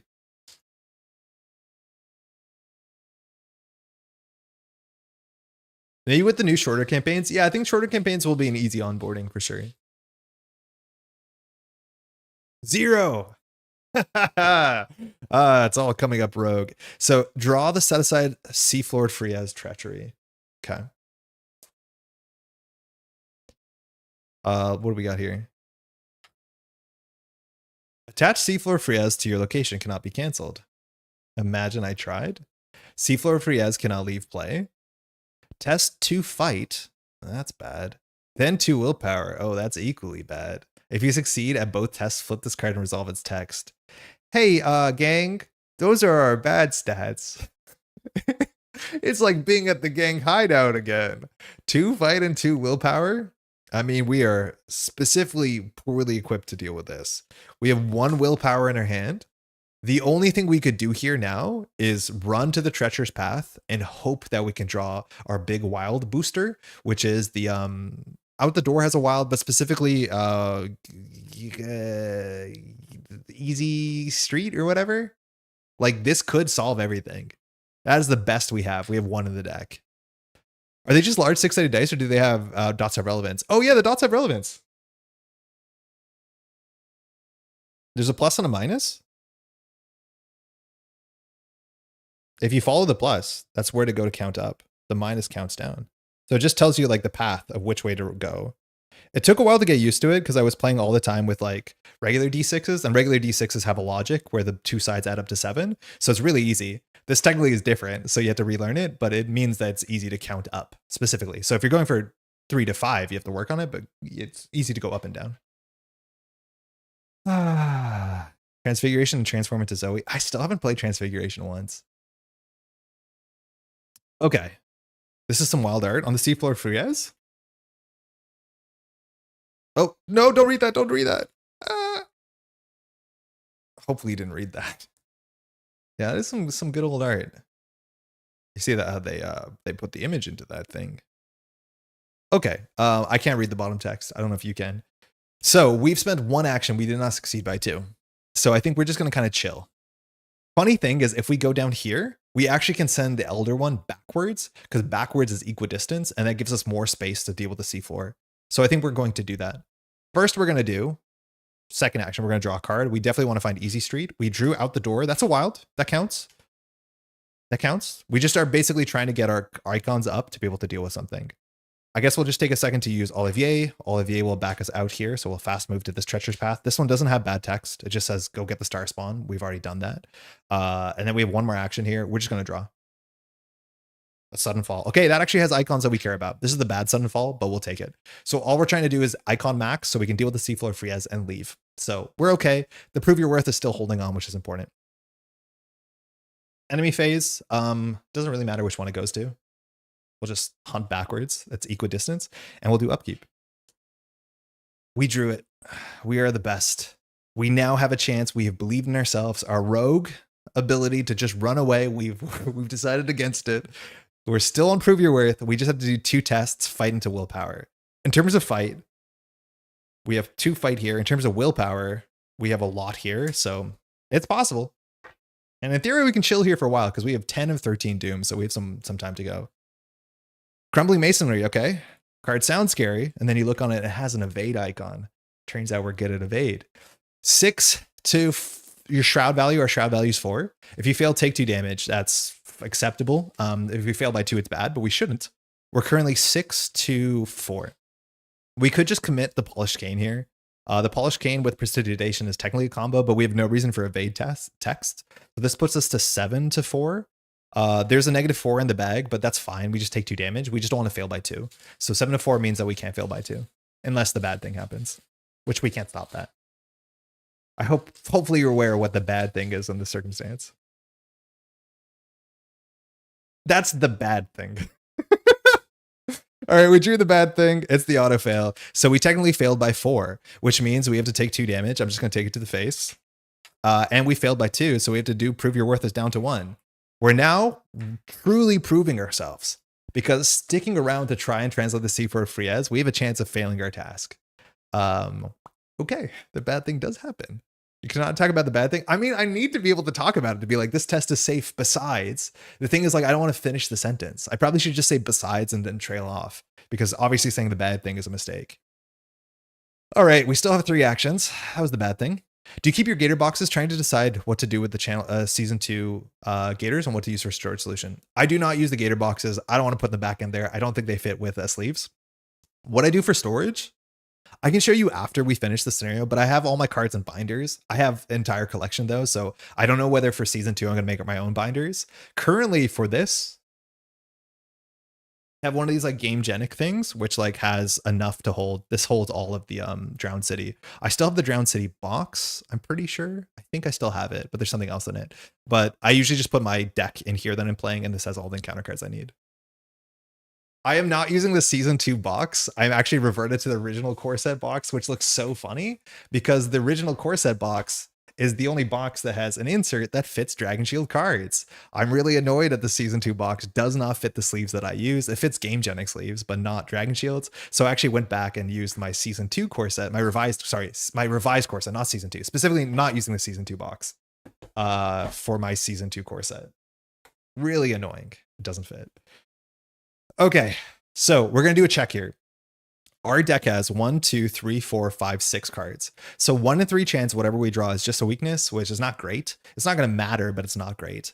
In terms of the icon we need will, and we need fight. In terms of the cards we have left in our deck, we have 1 will, fight, 1 will. So maybe not bad to draw once, because if we draw a weakness, I don't think it actually matters.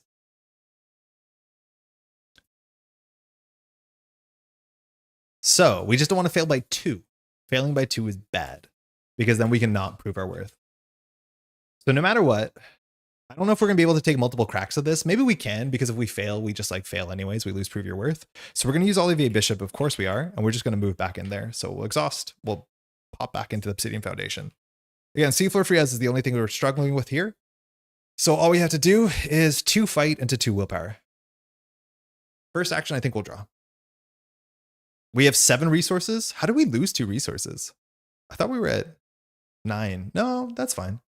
If we play out the door, we'll get 4 resources, which actually will help with Easy Street. So this will put us at 11 resources. So if we take a resource, it gives Easy Street an extra icon. Because Easy Street, when you have 12 resources, is worth 4 wilds, which is really good. I'm really glad that we made that change and didn't just play Unexpected Courage like a curmudgeon. So this is a good combo, but we have 2 tests. If we do the fight test, we can boost these. If we do the willpower test, we can boost this. So I think we want to boost the fight test the least, because if we fail the fight test, we don't have to boost into the willpower test. So we want to small boost the fight test and then big boost the willpower test. You following me? So I think right now the only thing we can do the fight test is 4 to 2. If we want to play around the best, we want to play around at least a -3. So we should get 1 more icon here. So for first action, we'll draw, and we need to hope that it is a fight or a wild. It's about 1 in 3 chance. Instead, we got a weakness. Okay. So now when we draw, again, in terms of fights and wilds, there's 5 cards in the deck. Oh, in terms of fights, there's only 1. Probably shouldn't have been drawing. So I don't think we're going to be drawing anymore. It's a 1 in 5 chance to get a fight. I mean, this is it. Like, we just have to risk to prove your worth on this. It's like so flavorfully sick. And if out the door fails too, we lose 4. I guess we don't lose 4 resources. We just lose the resources we would have gotten off of it. That doesn't feel that bad. I have my chapter 2 core set inside my Marvel Champions core box because of Dragon Shield. Lol. I keep all my MC in one of those giant white boxes. Oh, cool. I keep my player cards in colorful binders and all of the what's it called cards. They barely fit Dragon Shields in the actual like campaign boxes. But yeah, Dragon Shields, you know the pain. I think we're just gonna do it. I think we should just stop kicking the can down the road and just like bite down and do this. So we're 2 to 2. Yep, that's all we got. So I'm gonna commit out the door and a sudden fall. We have 2 more actions. So we could do this twice. or we could draw a card. The card has a 1 in 5 chance of affecting us. I think it's better to just do the test twice and just eat Prove Your Worth and not care. It'd be really nice to get out of Prove Your Worth, but I don't think we can do it. So we're going to commit a Sudden Fall, which doesn't have text that matters. We're just putting a fight into this, so that's good. So we're at 3. And then we're going to commit Out the Door, which does have text. So we'll gain 4 resources. We're rich, at least for now. And now if we fail, we lose 2 resources. And notably, this is, the other Out the Door, the better Out the Door. So it is 4, not 2. Very big jump for 1 experience. All right. Maybe the most important test. It's 4-2. At a minimum, we don't want to fail by 2. Obviously, at a maximum, we want to pass this test. C4 Friez. I should do this more on camera. I always do this down here and you can't see it. -1. Sick. Okay, we've done it. We've done it. So now we just have to do the willpower test. So we don't lose our money. And that's amazing because now we test 2 willpower, which if we just put Easy Street into this, we're like gaming. We were at 11. We should have clicked for a resource. That's fine. Okay, so this gives us 1 wild for every 3 resources. So our stats are at 2 willpower. So obviously the worst you could ask for here, but we're at 2 willpower. This adds 1 wild and then 3 more wilds. Okay, so it's all you can get. You can't get better than that because we're at 9. So this is now 4. We're at 6-2. Now in theory, when it comes to the skull, it's -5. So we're going to put in the prestidigitation. I think I said it. So we're 7-2.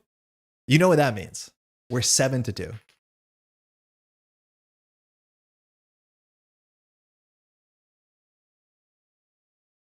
Fish face. That's good. It's -3. That's -3. It looked bad. It's only -3 because our location is not flooded. We actually do pass. That is incredible. We didn't flail by 2. We did prove our worth, and we dumped our whole hand into this largely. We have just an extra Olivier Bishop.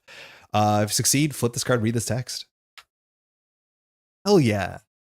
That was a really good ending because now we can just resign whenever we want. All right, seafloor Friez. Below the Friez is a triptych of 3 distinct scenes. The first panel depicts a comet falling from the sky. The center panel, which while highly abstract, shows legions of nightmarish alien shapes pouring out of fallen rocks. Their faces are covered in thick, ropey appendages. The Friez depicts the alien creatures trampling a forest of what looks like thick, boxy, flowering trees. The final Friez depicts a wave of sinewy, worm-like creatures spilling out from the celestial rocks like a flood. You discover this glyph. In your campaign log, record Parasite under the glyph. This glyph has been translated. Add this card to the victory display, victory 1. Oh yeah, sick. More victory. That's nice. All right, so we get Parasite. So hold on. So translate. That's 1 more. I'm assuming those are the bottom 2? No. Oh, that's alarming. I assumed that there'll be 2 together. Do we not translate everything? Are there cards that we haven't translated? Why is there a gap between these? I'm assuming the ones that showed up in the same scenario will be next to each other. That's scary. Okay, good to know that's there. Okay. Cool movie, Parasite, pretty good. Also had to get it translated, so that's fitting. All right, so that's an extra victory. So we currently on the board have 1, 2, 3 victory. That doesn't feel great. Now, we could resign here, or we could go for a little adventure and try and see what these are. These were random. That doesn't mean that they don't have victory, but these are random. And I'm assuming they're just like these that just have like bad text on them in general. We're in a relatively good position otherwise. The only thing is like we have to worry about Prove Your Worth, and then counter deck could just get us out of nowhere. So it's up to us. Oh, mind you, Lucky Cigarette Case should have fired, but I don't think we're going to fire Lucky Cigarette Case because the bottom of our deck is mostly a weakness at this point. I don't think we want that, but we did succeed by 2 here. F it, we'll just draw. It's a 1 in 5 for a weakness. It's another cigarette case. Okay, great. I don't know. It's been a while since I played this, but this feels like very little victory. Chad, are we resigning or are we digging deeper? I think we're resigning. I think I'm going to resign and assume there's no more victory to get. Maybe we should be happy with our 3 victory. I know the counter deck has a couple enemies in it that are victory, but like the deck again is like just monstrously big, especially in solo. You generally don't draw through the whole deck. I think we're going to resign. All right. Objective, make your way to the seafloor. You may, they eroded, if each surviving investigator is at here, advance. We're going to go to the ocean depths.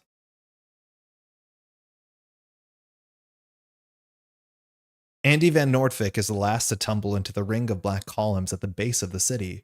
He looks out in awe at a shimmering energy field in the center of the underwater plaza. The field ripples around the columns like a persistent bubble, creating a pocket of breathable air. A long, meandering tunnel winds from your position to the entrance of the underwater dome. You have reached the seafloor at last. Resolution 1, page 15. Okay, before I'm just going to check to make sure there's no victory, no bad text, no victory, no glyph, no victory and a glyph. We shouldn't have left. And just like that, we have failed the best ending. We are no longer on the right ending path. Oh, that's so annoying. Again, I should have realized this, that you use every location. I thought you set some locations outside out of play, but this is one of the locations. 5 shroud, 2 clues. If it's not flooded, you spend an action to discover this glyph. So, yep, we no longer can get the best ending. That's a bummer. There's still better endings when it comes to finding enough glyphs. But yeah, this is the sort of thing where, like, if you play this campaign twice in a row, you should have an idea of what's in each thing. I kind of wish at the top they told you how many glyphs were in each scenario so you know to look for them. But obviously that doesn't like thematically make sense. But yeah, okay. So we're never going to get that, which also means if we ever find a rune or some sort of like relic that has that, we're never going to be able to translate it. Each thing only shows up once. It's like very, very low margins. In terms of the cards that set us out of play, there was one card, but I don't think that shows up on this side. And I think we saw everything else. Oh no, that's not the case. Wait, what? Wait, 2 of these are removed randomly? I set it up wrong. I set it up wrong. I did the setup wrong. That's why I was like convinced there was 3 locations that were good here. This Shattered Ruins should not have been in the bottom. Oh, that is such a painful realization. And now Andre's really committing to set this up before the stream starts. Hold on, did I just mess this all up? So it says, set the foundations, drowned shanty, sunken citadel, shattered ruins, and undersea vault. So this is the Shattered Ruins. Travel the 5 remaining walkway with the set aside drowned shanty, sunken stairway, and shattered ruins. Put 6 of them to play into levels 2 and 4. Yep, okay, so I messed up. This is only specifically a victory location because it's guaranteed to be in play, because it was guaranteed to be one of these 6. That's why we moved into this treacherous path and we're like confused that it wasn't one of the named locations, because I was pretty sure I shuffled 3 into the deck and this should have been the 3rd. I don't know how we messed it up. Obviously it's on tape so we can find out together, but this should have been here or technically at any of the other locations, and that shouldn't have been too hard for us to deal with. It's 2 clues and we technically cheated ourselves of not only victory, but the best ending for this whole campaign. And I am so annoyed at myself. I don't know what to do about that. This is something we could have dealt with for sure. Not that we cleared all the locations, but yeah, this would have been 3, somewhere between 2 and 4 shroud and 2 clues victory 1. That is just heartbreaking. Now, the upside is technically we don't have to care about the glyphs. Now, a lot of the glyphs are attached to victory, so you want to do them anyways. And certain relics won't have all the glyphs. In fact, none of them do. So you might as well do something else. But yeah, we just biffed the setup. Oh, that's so annoying. All right. That's on me, I guess. All right, resolution 1, page 15. That feels awful. Just feels bad. All right, page 15? Yeah. The ocean floor is the dreamlike phantasmagoria of sinister flora and nightmarish creatures. A mutated lanternfish that could only be described as antediluvian swims placidly through a forest of deep-water seagrass. Another deep-sea creature with glowing eyes and a jagged maw swims straight at you, but turns away at the last moment from the shimmering field that keeps the water at bay. In your campaign log, cross out the western wall on the Rilia map. That doesn't really matter, it just means you can't go back here, but I don't actually know if that comes up. If an investigator has the do no harm task, they resolve the respective story on the next page. We don't. Each investigator earns victory equal to the victory X value of each card in the victory display. Skip to resolution 3. So in terms of victory, we have the Coral Star Spawn, we have the Seafloor Frieze, and then the only other place is the Undersea Vault. So we got 3 victory. We didn't get the Shattered Remains because of obvious frustrations, but 3 victory is fine. 4 and a glyph would have been better, but yeah, feels bad. Resolution 3. An ancient dome shimmers enticingly on the seafloor. As you marvel at the strange sights, a chunk of obsidian loosens and falls from up above onto the seafloor dome. Rather than shatter, the dome ripples, pliant, as the rock falls through with a thunderous crash. Something in the center provides a protective barrier that repels water, but allows solid things to pass through. Whatever strange technology is in the dome, Tillinghast will likely be interested in it. However, you could also proceed into Rilia, a round door in the base of the wall contained under the same shimmering field as the dome beckons you into the city. So now we have to choose one. Either we can uncover the secrets of the seafloor and dome and proceed to the ground quarter, or continue into Rilia underground. To continue to Rilia's underground, proceed to the apiary. So there's a choice here. I have played this before, so I'm not going to tell you if you go one way, whether that means you can't go the other way. So one of them seems to be some sort of like thing that's keeping the water at bay. We can kind of go investigate that, or we can go straight in.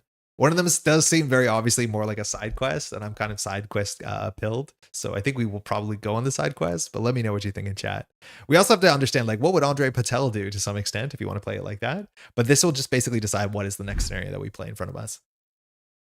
Oh man, that's so annoying on the first scenario to be locked out of the final good ending just because you're didn't set up correctly. I should have double checked once we revealed these three. I really should have believed in myself, because once we revealed it and there was like no other location there, I was like, that must have been wrong, because I'm pretty sure there was meant to be one. And I think I should have taken the second to double check the setup, because like the other outcome is unfortunately very, very frustrating. It's pretty hardcore. Lost my thumbs. How's it going? Which part is lost hardcore exactly? Being locked out, or the scenario we find ourselves in? Time for a side quest? I think so too. Let's go for a side quest. So we're going to go to the dome and see what's keeping the water at bay. It's 11:40, so we're going pretty late. Let's just spend the next like 2 minutes to figure out how to upgrade our deck. It's very easy to upgrade our deck because we can only have neutral or rogue cards. And we have, 3 experience to spend, unfortunately. Yeah, locking at the ending. Yeah, it is like a really hard ending to do. I haven't done it yet. I've only played through the Drowned City twice, but maybe this is less frustrating because there's 2 different directions. You can go west or east. If you go east, it's the first scenario, but for us, it'll be the last scenario when you come back around. That scenario, you do not have agency to find all the glyphs. And if you miss one, all the work you've done to get to that point. So maybe it's a blessing that we've kind of biffed it on scenario 1, because it's really easy to biff on the last scenario as well. I don't agree that you did everything ending is actually the best. Hey, Thoth, how's it going? I don't know if it's the best. I'm just assuming it's, excuse me, maybe I wouldn't call it the best ending. Let's just call it the secret ending, because I've actually not done it. I don't know if it's the best ending. It's the ending that I want to do as a player who wants to like complete everything and see everything. But yeah, probably not the best. An actor going alone against Cthulhu. Oh, don't worry. We're not alone. We have Andy Van Nortwick. 2 book icons. 2 book icons, Nordvik. All right, mind you, it's very important to understand we don't have to spend all our experience. In terms of the neutral cards, there's only 2 neutral cards you can spend experience currently in season 2. One of them is Charisma, which is 3 experience. Permanent cards, mind you, are very good because they start and play, but we only have 1 ally in our deck with the same name besides Andy Van Nortwick, and I don't think we want to play Andy Van Nortwick. He's not bad though, but not amazing. The other card we can play is Relic Hunter. A Relic Hunter is like not awful. The thing is, like, if we want to add the other relic to our deck at level 0, which is our extravagant ring or whatever it is, we'd have to add it to our deck, which costs experience. So these are the only cards we have to keep in mind. Otherwise, let's look at all the other cards we can play. Firstly, in terms of the experience we can spend, these are organized technically somehow. Am I going to be boring? Okay, these should be at the back. So cards we can play. Sticky Fingers. If you want to upgrade this, you can. It's 2 experience a pop. It makes it fast, and that's it. Making it fast actually does matter because you only play this when you need it. It also has better icons. We have 1 Sticky Fingers in our deck. We could upgrade one of these. It fired like twice this scenario. It should fire a bit more, but that's not amazing. You can have 2 Lucky Cigarette Case. Wait, Lucky Cigarette? I've never considered that. I never realized this is not a unique card, but of course it's not. You're right. We can double smoking. Genuinely, double smoking is kind of sick because we love succeeding by 2. There is a chance that double cigarette cases is correct. We do not struggle with card draw, but drawing 3 cards per turn with upkeep and cigarette cases is absurdly good. That is worth considering. Actually, that's really, really good. I can't believe I've never played double Lucky Cigarette Case. I've always played Lucky Cigarette and something else, but yeah, I guess you can. I forgot this is not unique. Of course not. Yeah, just smoking's good, right? Right, kids? Right? The other card we can play is Another Day, Another Dollar. I don't want to be boring, but this is just a very good card. Permanent cards are very good. Starting with 2 extra resources is very good because it means on turn 1 we can play Olivier and one of our assets. Unfortunately, this card is way good. I'm surprised it got reprinted. Not as good as Studious, but it is like a very, very high bar that you have to pass at the beginning. Hold on, my camera froze? You can still hear me, right? But I'm definitely frozen in the camera. That's never happened before. That's scary. That is because it's warm in this room, I think. It is getting hot out. It's currently 26 degrees Celsius in this room, and I think the equipment is struggling a wee bit. Hold on. Hold on. That's not good. Okay.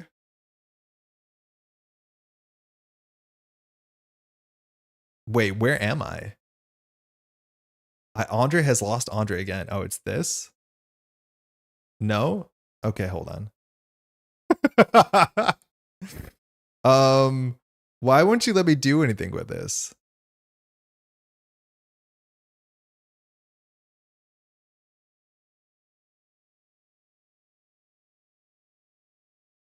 Okay, we're back. I honestly think it's just too warm in this room. That's not a good sign. Summer is coming, right? I need to figure out how to cool this room down. I'm assuming that's a heat thing. That's not good. Okay. Anyways, Another Day, Another Doll is really good. It's unfortunately a bit boring. All right, the Grapevine. I'm not going to talk about this card too much. This card seems much more playable in multiplayer when there's people around that you can actually move to. Hey, Meteor. It's a nice picture of Andre's mustache he put in the corner. How's it going? Silver Tongue. We could try experimenting with this. We have one copy of the original version of this. This reminds you, we could play the upgraded version of this. It just starts in our opening hand. That feels a bit rich, and we honestly have never played it, let alone spend money on it, because we have better ways to kind of spend our money, it seems, but not a bad start. Well Connected. This one I want to consider playing, and that's because failing skill tests is now more and more toxic that we have Prove Your Worth. This card comes down, and now as long as we have money, we can get money. I would say that probably it's better for us to get money first, like add all the money cards and then add the payoffs. So we're probably going to get to Well Connected soon, but Well Connected is really, really, really good. It upgrades to innate, sort of, right? Like starting is a bit different. We're not going to play Marcus Sang stack. Sorry, you can't see the stack of cards behind me. I'll put them here. We don't play Marcus. And the Black Fan, while it does say 6 experience, it is technically 3 experience. It technically is 6 experience. And Little on the Red Clock is 10. I'd actually rather play the Red Clock, but Fan's not bad. All right, other cards we can play. Decisive Strike. Decisive. Oh, I have no idea how you'd possibly spell that. This just says get +2 fight, deal 1 damage. If the attacking defeats an enemy, you gain 3 resources because you paid 2 for this. This just puts us at 4 fight. That's not good enough. It's nice to add more damage to our deck, but we can just push someone off of a building. That's probably a bit more consistent. Clean Sweep. This is the upgraded version. I didn't like the original one. So this is Evade. Add your fight to your book. Sorry, Evade to your book, which is good for us. After it resolves, you may move to connecting location. I don't think I want to pay 2 for a tempo move. Lockpicks does just do what this does. Quick Exit was better than I remember it being. This says add your willpower to this test, which is not a huge add. We're probably 7. If you succeed and the Evade enemy is not elite, it does not ready. That doesn't really matter. We're usually defeating things or just running away. A Sudden Fall. I would consider playing this for sure, and I think that's a really easy place to start. We just want a bit more burst damage, and doing 3 damage knocks out most enemies. Kane plus Sudden Fall would be fantastic. I think this is so far the front runner. Right Under Your Nose, not a bad card. Upgrade's okay. Right under their noses. Discover 1 clue, and if you succeed by 2 or more, also discover a clue at a neighboring location. I could consider doing this as well. We did play our Right Under Their Noses and like it, and this is fast 2 for 2 clues, as much as you have to be moving for this text to line up, and we are good at moving. So I do think playing more of this allows us to like lean in more to the move archetype, so we'll see how that works out. I'd consider that. Other cards, Out of Sight. I think this is just a movement card. I don't know what this does. If this test is successful by 1 or more, you may disengage from each enemy and move up to 2 away. So far, moving is on lock. It's nice that it has 3 move icons on it, but I don't think we need that evade icons. I think Out the Door is the other card we'd definitely consider playing. Out the Door 1 just says gain 4 resources. I mean, seems really quite good. I think this seems really nice. So my guess is we're going to do the really boring thing, where we're going to replace our last unupgraded Sudden Fall and our last unupgraded Out the Door with the new with the upgraded versions, and our deck will just get a fair bit better. I think that's it. Not very flashy, but good enough. All right.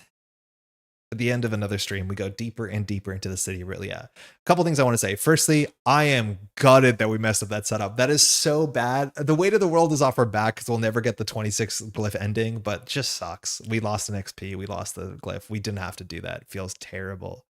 Out of Sight may be very good tech for Obsidian Canyons.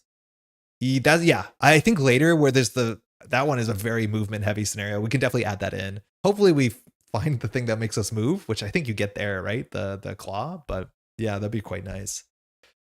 Do you need more than 1 right under their noses? Seems cloggy since it's conditional. I don't think it's really conditional. Your right will hang out in our hand, but we are evading things. Like our whole deck is based around it. We have no way of getting enemies, but we've been getting enemies just about. Yeah, it's there. Yeah, so that's maybe like, this is what I also don't get. If you go east, the first relic you get when you go east is the best relic out of the entire thing. Let alone when you get east, you get the best ally in the entire thing. I don't understand why you're going west. Is it easier? Because it just seems like way worse to go west. I might be wrong. It's wild how much better the assets are if you go east. Ruby and the Claw. Yeah, I know. Like Claw busted, Ruby busted. Going west, Andy. I don't fully get it. I haven't gone west yet, so we're figuring it out together. But I definitely would have gone east if you left me to my own. After you can play again on the other side with Ruby, you'll get all the glyphs. Yeah, I hope so. It's really hard to get all the glyphs if you immediately go east, because that scenario is really difficult to find all the glyphs.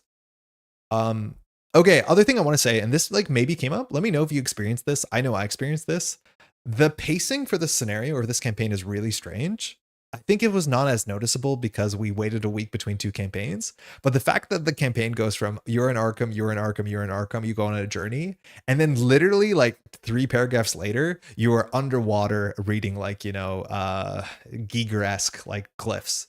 It's, I think, even more apparent if you go east, because the first scenario when you go east, you're like jumping across rooftops of like floating cities and like abandoned ships and like doing ridiculous stuff in like an absurd, you know, Escher-esque nightmare world.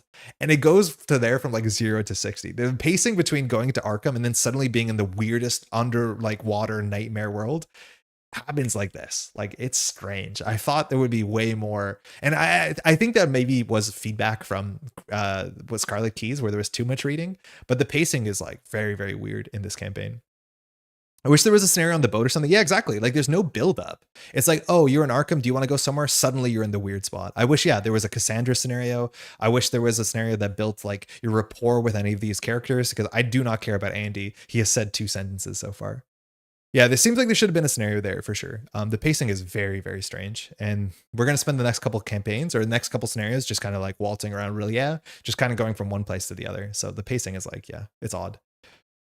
That's it. We'll be back hopefully in a week, maybe next Wednesday. It'd be nice to be able to do this all Wednesdays. Our deck will continue to improve. We will stop making mistakes. We will unbox Carolyn next week and just look at the cards really quickly, just like we unboxed Tommy, and then we'll have all the investigators on the full season 2 card pool, which is nice, as much as we're stuck with the rogue cards, so we don't actually need to open them. I'll try and set up the scenario ahead of time, or at least have it stacked out, and I'll read through the setup just so that we don't biff it, let alone the scenario setup doesn't take 20 minutes, which unfortunately it did today, for better or for worse. So that sucks. But we'll do better next time. And NPC allies are definitely weak after Edge of the Earth and Hemlock Vale. The campaign does basically nothing to make them feel important or relevant to you. Yeah, and then like that trend, someone continued into the chapter 2 core set, the season 2 core set, where it's like your friend. Like, I don't like this your friend stuff. Make a character and make us care about the character. Don't make it your friends. How are these 4 investigators in like some university dorm room? It doesn't make any sense. Make your friend somebody and make us care about your friend. As soon as your friend is a character that you care about, heaven forbid an ally, I care about their fate in the new core set. Unfortunately, I do not care about my friend. But yeah. The man, Edge of the Earth was so good at making you care about things. Same with Hemlock Vale. I really like the Mythos Bester takes on your friend. Oh, I haven't. I need to check out what that is. But I imagine there's a couple of your friend memes. They made all the interviewees someone we know. Interviewees someone we know? What does that mean? Oh, wait, the people in the town? Was not officially named Pat. Was not officially named Pat. I think it was officially named Sundog, but then that really just kind of seals their fate, for better or for worse. They could have done the same with your friend. Yeah. They definitely should have done the same with your friend. Cool. I think that's mostly it. Yeah, they're all known characters. Oh, yeah, I see what you mean. Yeah, I don't think they're all known characters. I think one of them was new, but they were mostly known characters. Maybe I forgot who one of the characters was, but I think the mechanic we didn't know. I think she was a mechanic. That's mostly it. Again, if you're new to this channel, welcome. Thanks so much for finding us. Thanks for hanging out. If you want to subscribe to this channel, that'll let you notify when we next go live, which I'd love it to be on the schedule, but it doesn't seem totally possible. So you'll be notified as soon as I know, which is as soon as you know. Secondly, if you want to leave a like on this video, leave a comment, that sort of stuff really does help the channel grow. Right now, we're just a growing channel in the grasp of the algorithm, hoping to be pushed in the right direction, the wins as they come. And that just does really help. So if you appreciate content like this, if you want to take a second, it's actually like the best thing you could possibly do to the channel. So thank you so much for that. If you have any feedback, please let me know. We've been modifying the overlay, trying to do things better to make it more clear. Any sort of feedback is great. Obviously, we're trying to make this as good as possible, and constructive feedback is super useful for that. That's mostly it. Thanks so much for watching again. We did start out our campaign and built the deck. So if you want to watch the full deck build, that is in the last episode. That is just a week ago, and you can watch all that and see how we ended up on this deck. That's it. Thanks so much for hanging out. Hopefully you've been good. And we'll be tomorrow streaming on the Met 12 grid if you want to play some Netrunner. And then Sunday we'll be doing some Marvel Champions. We'll see you on the Crash Space. Thanks so much for hanging out. Take care. We'll catch you in the next one.